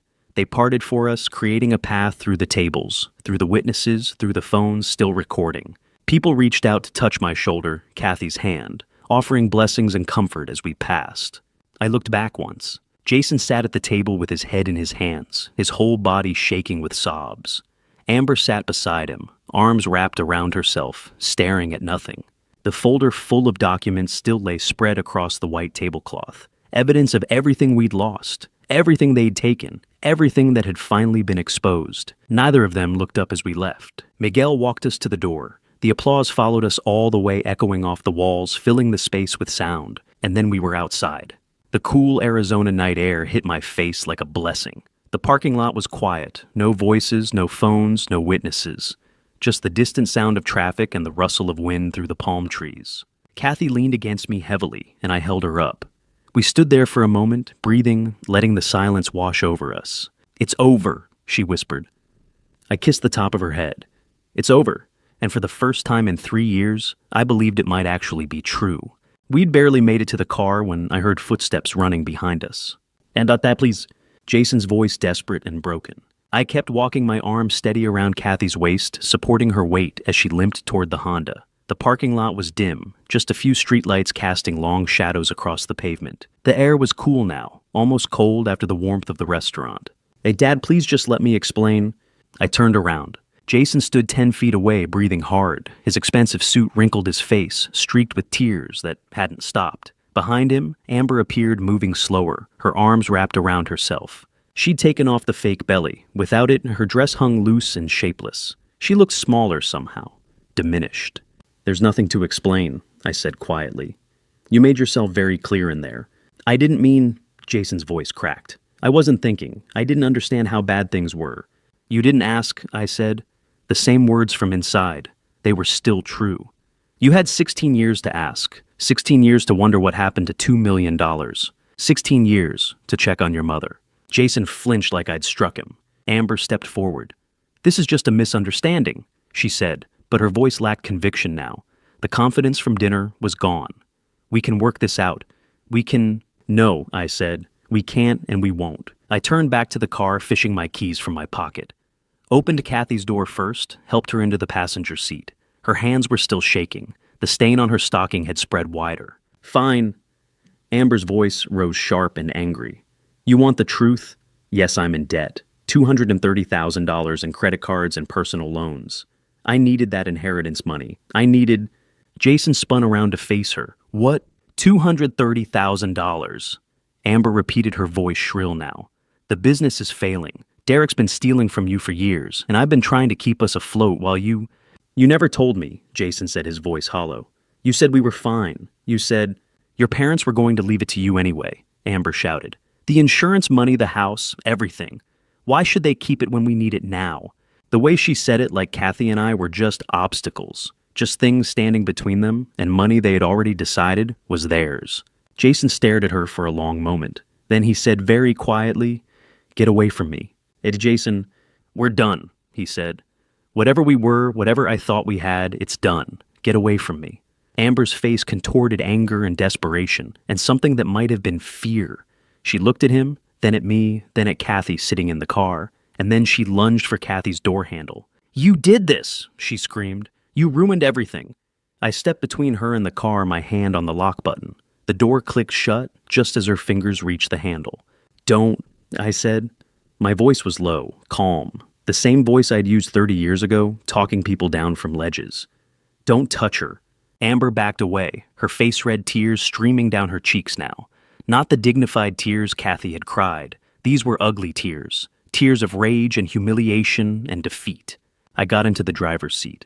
Started the Honda. That grinding noise again, the transmission that needed fixing. But tonight, it sounded like freedom. Jason stood in the parking lot watching us. He raised one hand halfway between a wave and a plea. But I didn't acknowledge it. Just shifted into reverse and backed out of the space. As we drove away, I saw him in the rearview mirror, still standing there, still alone. Kathy reached over and took my hand. We drove home in silence, her fingers wrapped tight around mine, and neither of us said a word. What I didn't know, what I wouldn't learn until days later, was what happened after we left. The woman from table 12, Rachel, the one who'd been recording everything on her phone. At 10:17 that night, she uploaded the video, not to her personal page, to the main feed of one of those viral video platforms, the kind where stories explode overnight, where ordinary moments become national news. She titled it, "Son Refuses to Pay for Dying Mother on Mother's Day, Watch What Happens." Added hashtags, hashtag Mother's Day Shame, hashtag Fake Pregnancy. Hashtag inheritance lie. She'd edited it down from the full 18 minutes to just 4.5. The key moments. Amber's line about not paying for her. The prepayment reveal. The medical bills. The cancer diagnosis. The fake belly slipping. The standing ovation. Everything. By 11 that night, the video had 1 million views. By 2 in the morning, on May 13th, it had 10 million. By 8 o'clock, less than 12 hours after it was posted, it had 40 million views and was trending #1 nationwide. The algorithm had picked it up. The story was too perfect, too outrageous. Mother's Day, a dying woman, a fake pregnancy, a $2 million inheritance, public humiliation at an upscale restaurant. It had everything. People shared it, commented, made reaction videos. The hashtags trended on every platform. By that Monday morning, the national news had picked it up. CNN ran a segment. Fox covered it. MSNBC did a whole segment on elder financial abuse. The clips played on morning shows, afternoon talk shows, evening news. The story was everywhere. And with the attention came consequences. The FBI opened an investigation that same day. Wire fraud, elder financial abuse. The video was evidence-clear, documented, witnessed by dozens. They started with Amber's fake pregnancy scheme, her debt, the life insurance conversation I'd mentioned. But then they found Derek, Jason's business partner, the one who'd been calling during dinner, the one who'd been stealing for years, as Amber had said in the parking lot. The investigators pulled the company records, found $3.2 million missing, embezzled over 4 years through fake vendor contracts and inflated expenses. Derek had been bleeding the business dry, while Jason, distracted, oblivious, had signed off on everything without looking. The dominoes were falling, and they were falling fast. I didn't watch the video. Not then, not later, not ever. I knew what had happened in that restaurant. I didn't need to see it again. Didn't need to read the comments or watch the reactions or become part of the spectacle. When the news vans showed up at our house 3 days later, I didn't answer the door. When reporters called, I hung up. When the story hit the national news, I turned off the TV, because none of that mattered. What mattered was Kathy. I spent that first night after the restaurant cleaning and dressing the ulcer on her foot. It took 40 minutes. The wound was deep infected, worse than I'd thought, but I cleaned it carefully, applied fresh bandages, elevated her leg on pillows. She watched me the whole time, tears sliding quietly down her face.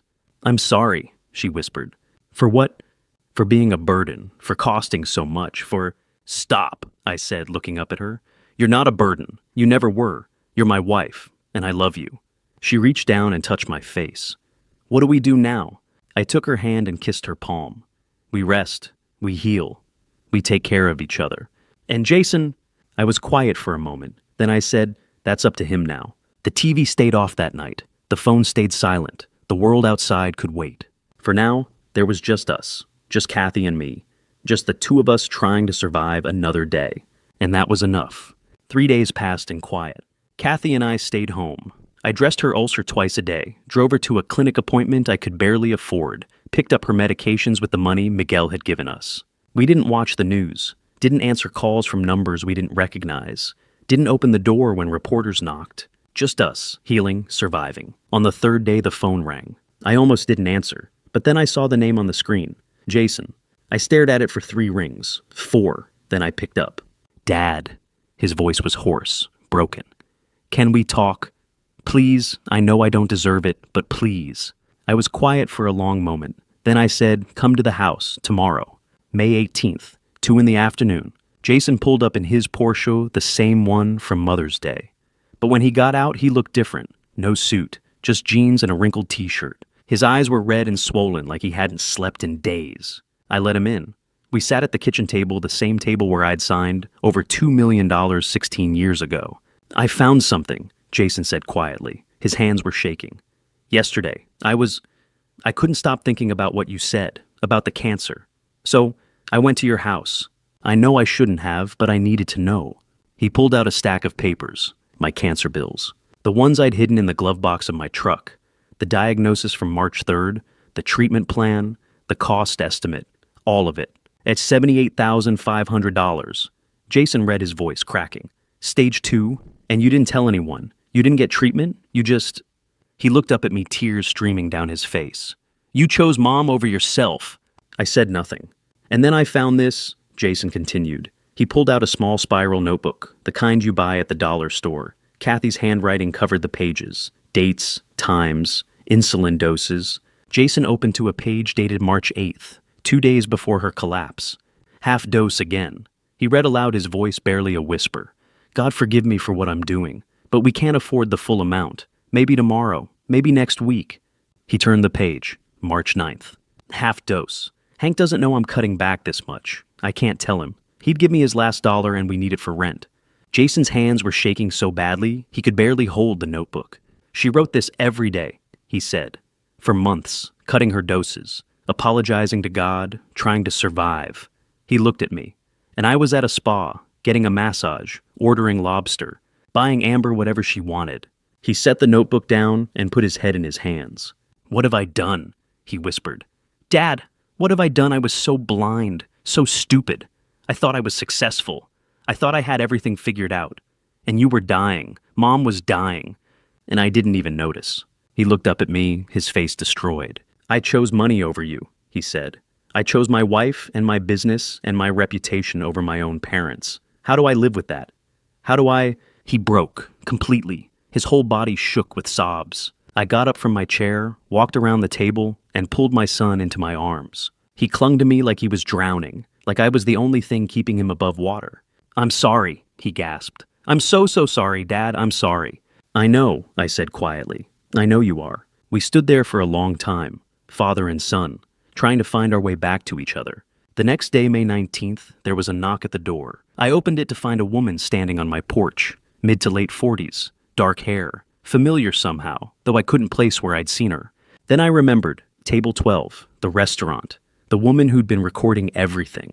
Mr. Sullivan, she said softly. My name is Rachel Martinez. Can I talk to you for a moment? I let her in. She sat down at the kitchen table, the same spot Jason had sat the day before, and pulled an old photograph from her purse. I need to tell you something, she said. Something I should have told you a long time ago. She slid the photo across the table. It showed a man, maybe 60, gray hair, kind eyes, standing with his arm around a teenage girl. The girl had dark hair and a nervous smile. Written on the back in faded ink, Dad and Rachel, 1995. I looked at the man in the photo, looked at his face, and felt the world tilt. It was my father. We share a father, Rachel said quietly. Your father was my father too. He and my mother were together before he met your mother. I was born in 1976. He stayed in my life. Not full time, but he was there. He loved me, and he loved you. I stared at her. At this woman who looked so familiar, who had the same eyes as my father, the same slight curve to her mouth. I found out about you when I was 16, Rachel continued. He told me, said I had a half-brother, a firefighter, a good man, but he also said your mother didn't know about me, that it would hurt her to find out. So I stayed away. Why now? I managed. Because I saw the video, Rachel said simply. I was at that restaurant because it was my father's favorite place. Miguel, his son, your father saved his father. He told me about a man who was coming in, a firefighter named Sullivan, and I thought, maybe it was you. She reached across the table and took my hand. I recorded everything because I knew something important was happening, she said. And when I saw what your son did to you, what his wife did, I couldn't just sit there. I had to do something. So I posted the video. And I made sure the world saw what I saw, a good man, who'd been forgotten by the people who should have loved him most. Tears were running down my face now. You're my sister, I said. I'm your sister, Rachel confirmed. And I'm not going anywhere. Not anymore. I stood up and hugged her. This stranger who wasn't a stranger. This sister I'd never known I had. And I felt something I hadn't felt in years. Hope. The next day, Jason called me again. Dad, I did something, he said. I started a fundraiser online. It's called Help My Parents After I Failed Them. He'd launched it on one of those crowdfunding sites, set the goal at $250,000, enough to cover the medical debts, the cancer treatment, everything. Within 24 hours, it had raised $180,000. The video had gone everywhere, 40 million views, and people were responding, donating, sharing, leaving comments about their own parents, their own regrets. By August, the total was $427,000. Jason paid off Kathy's medical debt on June 15th, every cent of the $146,300. He paid for my cancer treatment on June 20th, $78,500. The hospital scheduled me for radiation immediately. He bought Kathy an insulin pump on July 10th. $18,000. It changed her life overnight. And he did something else. He moved back home, sold his Porsche, sold the house he and Amber had bought, filed for divorce, walked away from the business with Derek, let the authorities handle it. And he came home. Every morning he drove us to appointments. Every afternoon he helped Kathy with her medications. Every evening he cooked dinner, simple food, nothing fancy. Just chicken and vegetables and conversation. Rachel came by 3 times a week. She was a nurse, had been for 20 years, and she helped with the medical care Kathy needed, changed dressings, monitored glucose, taught Jason how to do it right. In June, I started radiation treatment for the cancer. 35 sessions, 5 days a week, 7 weeks total. Jason drove me to every single one. And every night he stayed, slept on our couch, made breakfast in the morning. He was trying, really trying. And slowly, so slowly, I almost didn't notice at first we started to heal. Not just our bodies, our family. September 15th, 2024. 6 weeks after Mother's Day. 2 FBI agents knocked on Amber's apartment door at dawn. I wasn't there. I read about it 2 days later in the Arizona Republic. The headline ran across page 3, "Influencer arrested after viral Mother's Day video." The charges were straightforward wire fraud, identity theft, elder abuse, and criminal harassment. Bail was set at $100,000, an amount Amber, despite the designer clothes and the Porsche lease, couldn't produce. She'd spent it all. The credit card companies had already begun collections. She sat in Maricopa County's 4th Avenue jail, awaiting trial. I folded the newspaper and set it beside my coffee. Kathy asked if I felt relieved. I told her I didn't know what I felt. October 10th, 2024. A month later, the Maricopa County grand jury returned a superseding indictment. 12 counts in total. The video had been analyzed frame by frame, the fake pregnancy belly, the blank card 2 weeks prior, the refusal to pay the insurance conversation Jason had overheard in March. Everything was documented. The internet had done the investigators' jobs for them. That same afternoon, Derek Hartman, Jason's business partner, was arrested at his home in Paradise Valley. Federal prosecutors charged him with embezzling $3.2 million over 4 years. Jason had provided the forensic accounting reports his attorney uncovered during the business audit. Derek's Bentley, his second home in Sedona, his wife's jewelry, it all came from money that should have been Jason's. Jason called me that night. His voice was flat. "They got Derek." I heard. "He stole everything, Dad. Everything I was supposed to build for you and Mom." I didn't answer right away. Then I said, "You're building it now." There was a long silence on the line. Finally, Jason whispered, "Yeah, I am." December 15th, 2024. 3 months after the arrest, the trial began in the Sandra Day O'Connor U.S. Courthouse in downtown Phoenix. I did not attend. Neither did Kathy. Our part in the story was over. Jason went, though. He sat in the back row every day alone. The trial lasted only 4 days. Amber's public defender, a sharp young woman named Carla Mendez, had advised her to plead guilty. The video evidence was insurmountable. 40 million people had watched Amber refuse to pay for a dying woman's dinner on Mother's Day. The jury pool had been poisoned by fury long before voir dire began. A plea deal, Mendez argued, was the only path to a lighter sentence. Amber refused at first. She wanted to fight. But on day 3 after the prosecution played the full 18-minute raw video in open court, including the moment she'd laughed and said, "At your age, simple is best," she changed her mind. On the 4th day, she stood before Judge Patricia Moreno and entered a guilty plea on all 12 counts. Judge Moreno did not smile. She'd seen the video. So had her clerks, her bailiff, and half the courthouse staff. The judge asked Amber if she understood that she was waiving her right to trial. Amber said yes. The judge asked if anyone had coerced her. Amber said no. Then Judge Moreno read the sentence. 5 years in federal prison, no parole. Restitution of $230,000 to be paid upon release. 3 years of supervised probation after incarceration. Mandatory financial counseling. A permanent ban from holding fiduciary responsibility over anyone aged 65 or older. Amber stood motionless. Her attorney placed a hand on her shoulder. The judge struck her gavel once, and it was over. Derek Hartman's sentencing came the following week. 8 years. No possibility of early release. He didn't fight it either. The accounting records were irrefutable. I learned all of this from the newspaper. Jason sent me a text message after Amber's sentencing. It said, "It's done." I replied, "How are you?" He didn't answer for 6 hours. When he finally did, he wrote, "I don't know, Dad. I really don't know. That night, I sat at the kitchen table with the newspaper spread in front of me. The headline read, "Guilty Verdict in Mother's Day Elder Abuse Case, 5 Years for Influencer." There was a photo of Amber being led out of the courthouse in handcuffs, her head down, her hair covering her face. I stared at that photo for a long time. I didn't feel victorious. I didn't feel relieved. I felt tired and sad. Sad for Jason, who'd loved a woman who'd tried to harm his mother through neglect. Sad for Amber, who'd traded her future for handbags and restaurant bills. Sad for the waste of it all. Kathy's voice drifted in from the living room. "Hank, you coming to bed?" "In a minute," I called back. I folded the newspaper carefully, creasing it along the center line. Then I walked into the living room. Kathy had fallen asleep on the couch, her head resting against a pillow Jason had bought her last month. Soft, hypoallergenic, the kind that didn't irritate her skin. Her insulin pump was clipped to her waistband. Her foot, now healed, rested on a cushion. I sat down beside her and took her hand. She stirred slightly but didn't wake. Outside, the December night was cool and still.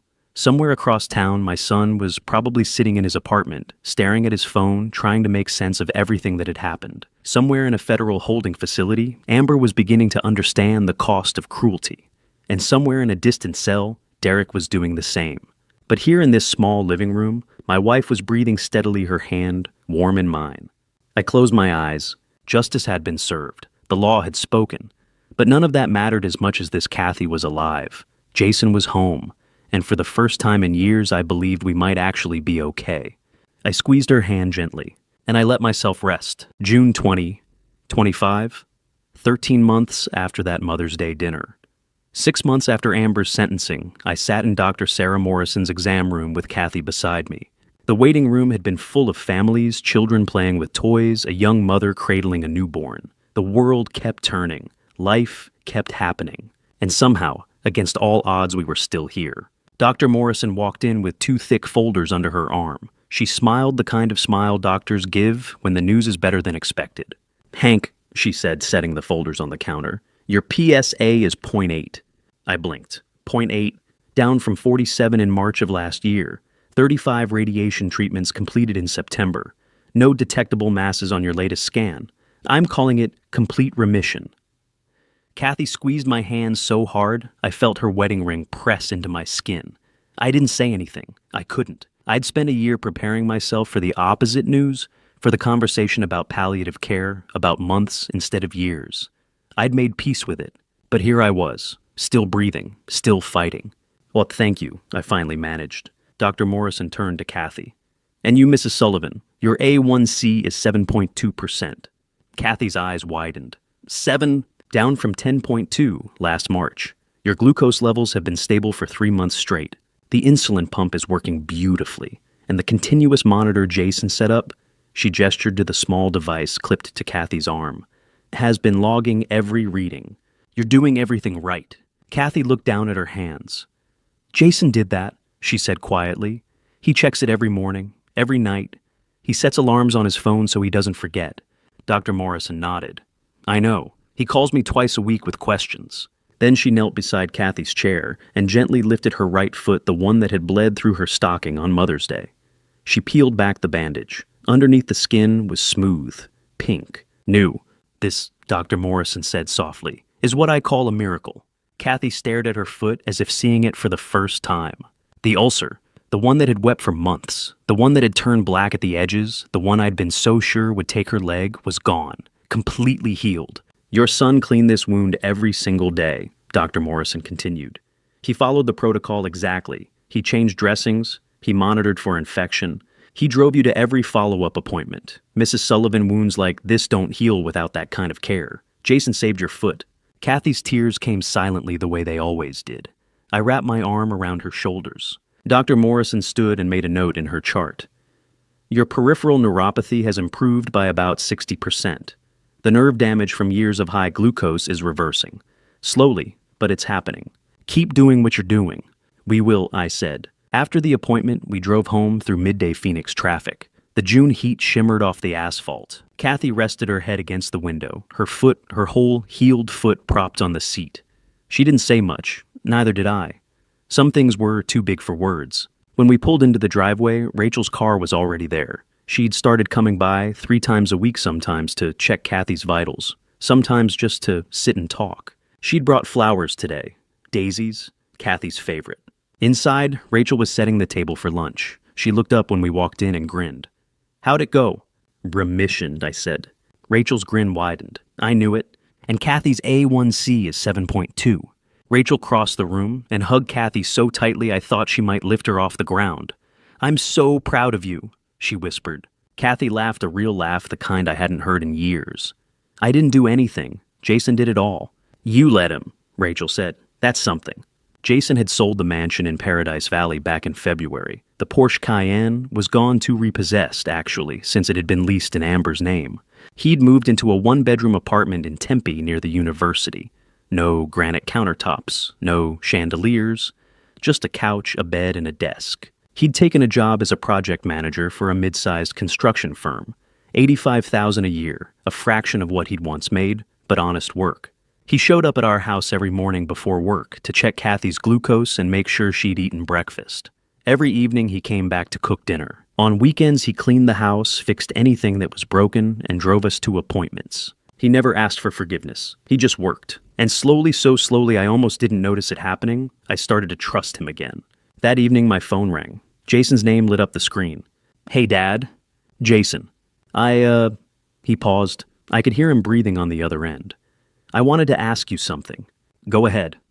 "Mother's Day is next Sunday. I know last year was—" He trailed off. I waited. "I want to cook dinner for you and Mom," he said finally. "At my place. Nothing fancy, just the 3 of us. And Rachel if she wants to come. His voice cracked. "I want to do it right this time." I looked across the room at Kathy, who was watching me with those steady, knowing eyes. "We'll be there," I said. Jason exhaled a sound like relief, like release. "Thank you, Dad." "Jason, yeah, we're proud of you." There was a long silence. Then quietly, "I'm trying." "I know you are." After I hung up, I sat down beside Kathy on the couch. She rested her head on my shoulder. "He's really coming back, isn't he?" she whispered. I thought about the last 13 months, the hospital bills paid in full, the insulin pump, the 35 radiation appointments Jason had driven me to, even when I told him I could take a cab, the dressings he'd changed, the phone calls to Dr. Morrison, the quiet, relentless work of rebuilding a life.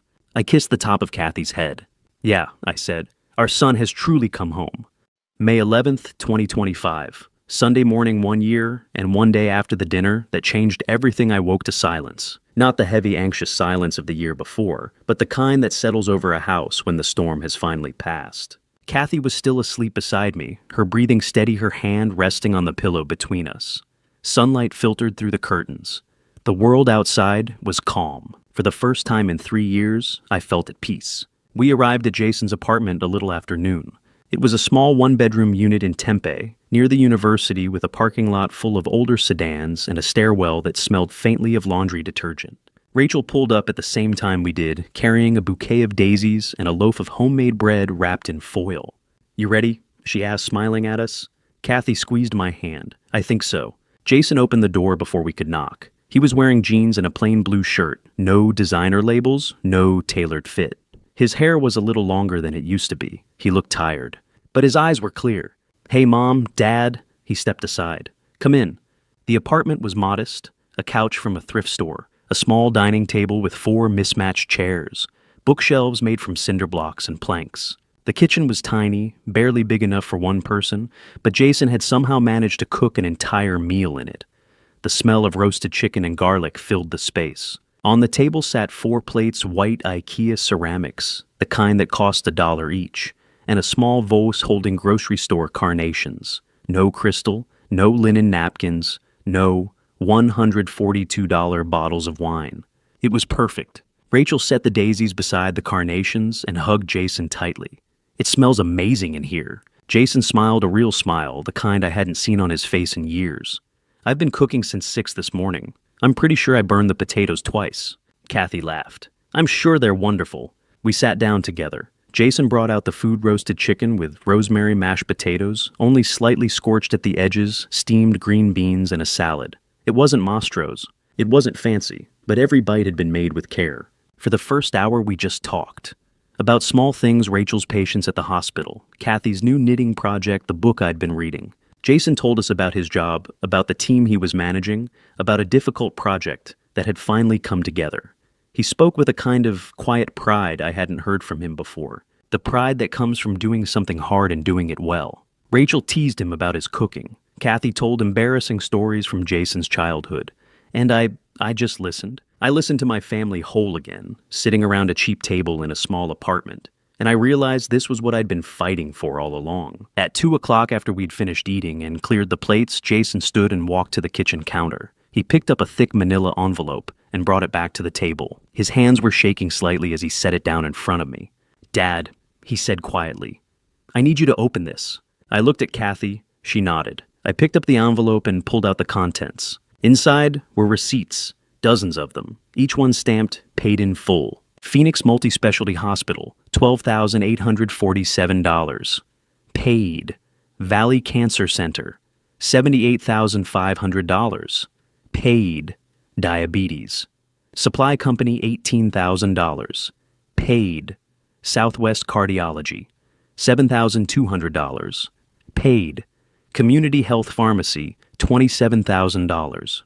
Paid. I kept flipping through them, page after page, bill after bill, every single one marked the same way. At the bottom of the stack was a handwritten summary in Jason's blocky script. Total debts paid $253,800. GoFundMe total raised $427,000. Remaining funds $173,200 invested for mom and dad's future care. I stared at the numbers until they blurred. Kathy leaned over my shoulder reading with me. Her hand came up to cover her mouth. "Jason," she whispered. "It's done, Mom." Jason's voice cracked. "All of it. Everything. You don't owe anyone anything anymore." I set the papers down carefully as if they might disintegrate if I moved too fast. Then I reached into the envelope one more time and pulled out the last item, a folded letter written on lined notebook paper. "Yes, dear Mom and Dad," it began. I read it silently at first. Then, because Kathy was crying too hard to focus, I read it aloud. "Dear Mom and Dad, I don't know if I'll ever be able to say the right words. I've tried writing this letter 100 times, and every version feels like it's not enough. But I'm going to try anyway. A year ago, I was the worst version of myself. I was selfish. I was blind. I was cruel. I stood in a restaurant and let my wife humiliate you, and I did nothing. I watched you suffer, and I turned away. I took the money you gave me, money that came from Grandma and Grandpa, money that was supposed to build a future, and I let it slip through my fingers. I let someone steal it. I let someone spend it, and I never once asked you if you were okay. I'm so sorry. I'm sorry I didn't see Mom's illness. I'm sorry I didn't see Dad's treatment bills. I'm sorry I didn't see that you were giving up everything, your health, your home, your dignity, just to survive. I'm sorry I believed that money was the same thing as love. I'm sorry I forgot what you taught me. Dad, you told me once that the measure of a man isn't what he earns. It's what he gives. You gave me everything. You gave me life. You gave me a home. You gave me a future. And when I lost it all, you still gave me a second chance. I know I can't undo the past year. I can't take back the things Amber said. I can't erase the hurt. But I can promise you this. I will spend the rest of my life trying to be the man you raised me to be. I will take care of you the way you took care of me. I will show up. I will ask questions. I will listen, and I will never ever forget what you sacrificed for me. I love you both, more than I know how to say. Jason. By the time I finished reading, my voice was shaking. Kathy was sobbing. Rachel had tears streaming down her face. Jason sat across from us, his head bowed, his hands clasped tightly in his lap. I folded the letter carefully and set it on top of the receipts. Then I stood, walked around the table, and pulled my son into my arms. "You're a good man, Jason," I said quietly. "You're a good man." He held on to me like he was drowning. "I'm trying, Dad. I'm trying so hard." "I know you are, and I'm proud of you." Kathy joined us, wrapping her arms around both of us. Rachel stood too, hesitating for only a second before stepping into the circle. The four of us stood there in that tiny apartment holding each other, letting the weight of the last year finally lift. At 5 o'clock, we moved to the small patio outside Jason's apartment. It overlooked a dusty parking lot and a chain-link fence, but beyond that, the sky was turning gold and pink as the sun began to set. Jason had brought out folding chairs. We sat together watching the light change, saying nothing. Kathy rested her head on my shoulder. Rachel sat beside Jason, her hand on his arm. The air was warm. The world was quiet. I thought about the inheritance I'd given Jason all those years ago. $2 million, a fortune. Gone now, most of it spent, stolen, wasted. For so long I'd believed that money was the legacy I was supposed to leave behind, the thing that would prove I'd done something with my life. But I'd been wrong. The real inheritance wasn't money, it was this. It was sitting on a patio with the people you love, watching the sun go down, knowing that you'd survived the worst and come out whole. It was forgiveness. It was second chances. It was learning that the value of a man isn't what he owns, it's who he becomes when he loses everything. Jason had lost everything, and he'd become the man I always hoped he would be. Kathy stirred beside me. "What are you thinking about?" she asked softly. I looked at her at the woman who'd stood beside me for 48 years, through pneumonia and warehouse fires and hospital bills and betrayal. At Rachel, who'd found us when we needed her most. At Jason, who'd fallen and gotten back up. "I'm thinking," I said, "that we made it." Kathy smiled. "Yeah, we did." The sun touched the horizon, painting the sky in shades of orange and crimson. Somewhere in the distance, a church bell rang. The day was ending, but we were still here. And that was the legacy I'd leave behind. Not money, not houses, not cars. Just love, just family, just this. I squeezed Kathy's hand. "We made it," I whispered again. And I knew deep in my bones that it was true. Looking back now, sitting in the quiet of my living room, with Kathy asleep beside me, I realized that this family story wasn't just about money or illness or even betrayal. It was about what happens when we forget to ask the people we love. A simple question. Are you okay? I don't tell you this story to make you pity me or to paint myself as a hero. I tell it because I've learned something in my 71 years on this earth, and I hope, God willing, that it might spare someone else the pain we went through. Don't be like me. Don't wait until you're sitting in a restaurant on Mother's Day, watching your son nod along as his wife humiliates your dying spouse to realize you've lost him. Don't assume that silence means everything is fine. Don't convince yourself that your children will remember your sacrifices without being reminded what those sacrifices cost. Family betrayal is a quiet killer. It doesn't announce itself with grand gestures. It starts small, a missed phone call, an unanswered text, a dinner invitation declined one too many times. It grows in the space between "I'm fine" and the truth. And before you know it, the people you raised, the ones you gave everything for, have become strangers who see you as an obligation rather than a gift. But here's the lesson I want you to take from this family story. Betrayal is not the end. Redemption is possible. Forgiveness is possible. But only if both sides are willing to do the hardest work of all, showing up every single day and choosing love over pride. Jason could have walked away after that night at Mastro's. He could have blamed me for embarrassing him, for ruining his marriage, for exposing his failures in front of 40 million strangers. But he didn't. He chose to come back.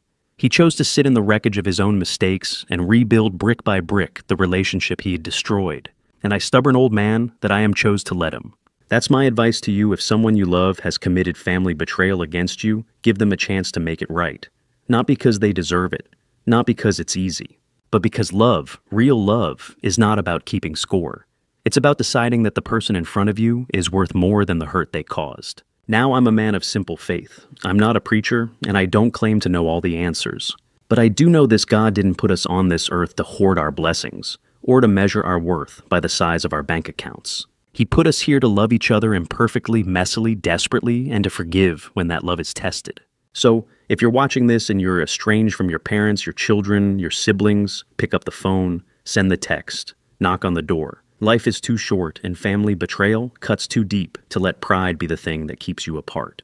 As for me, I'm just grateful. Grateful for Kathy, who never gave up. Grateful for Jason, who found his way home. Grateful for Rachel, who reminded me that family isn't just blood. It's the people who show up when it matters.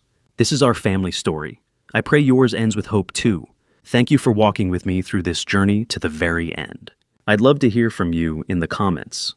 What would you do if you found yourself in a situation like ours, caught between love and betrayal, between holding on and letting go? Your perspective means the world to me. If this story resonated with you or stirred something in your heart, please consider subscribing so you won't miss the stories still to come.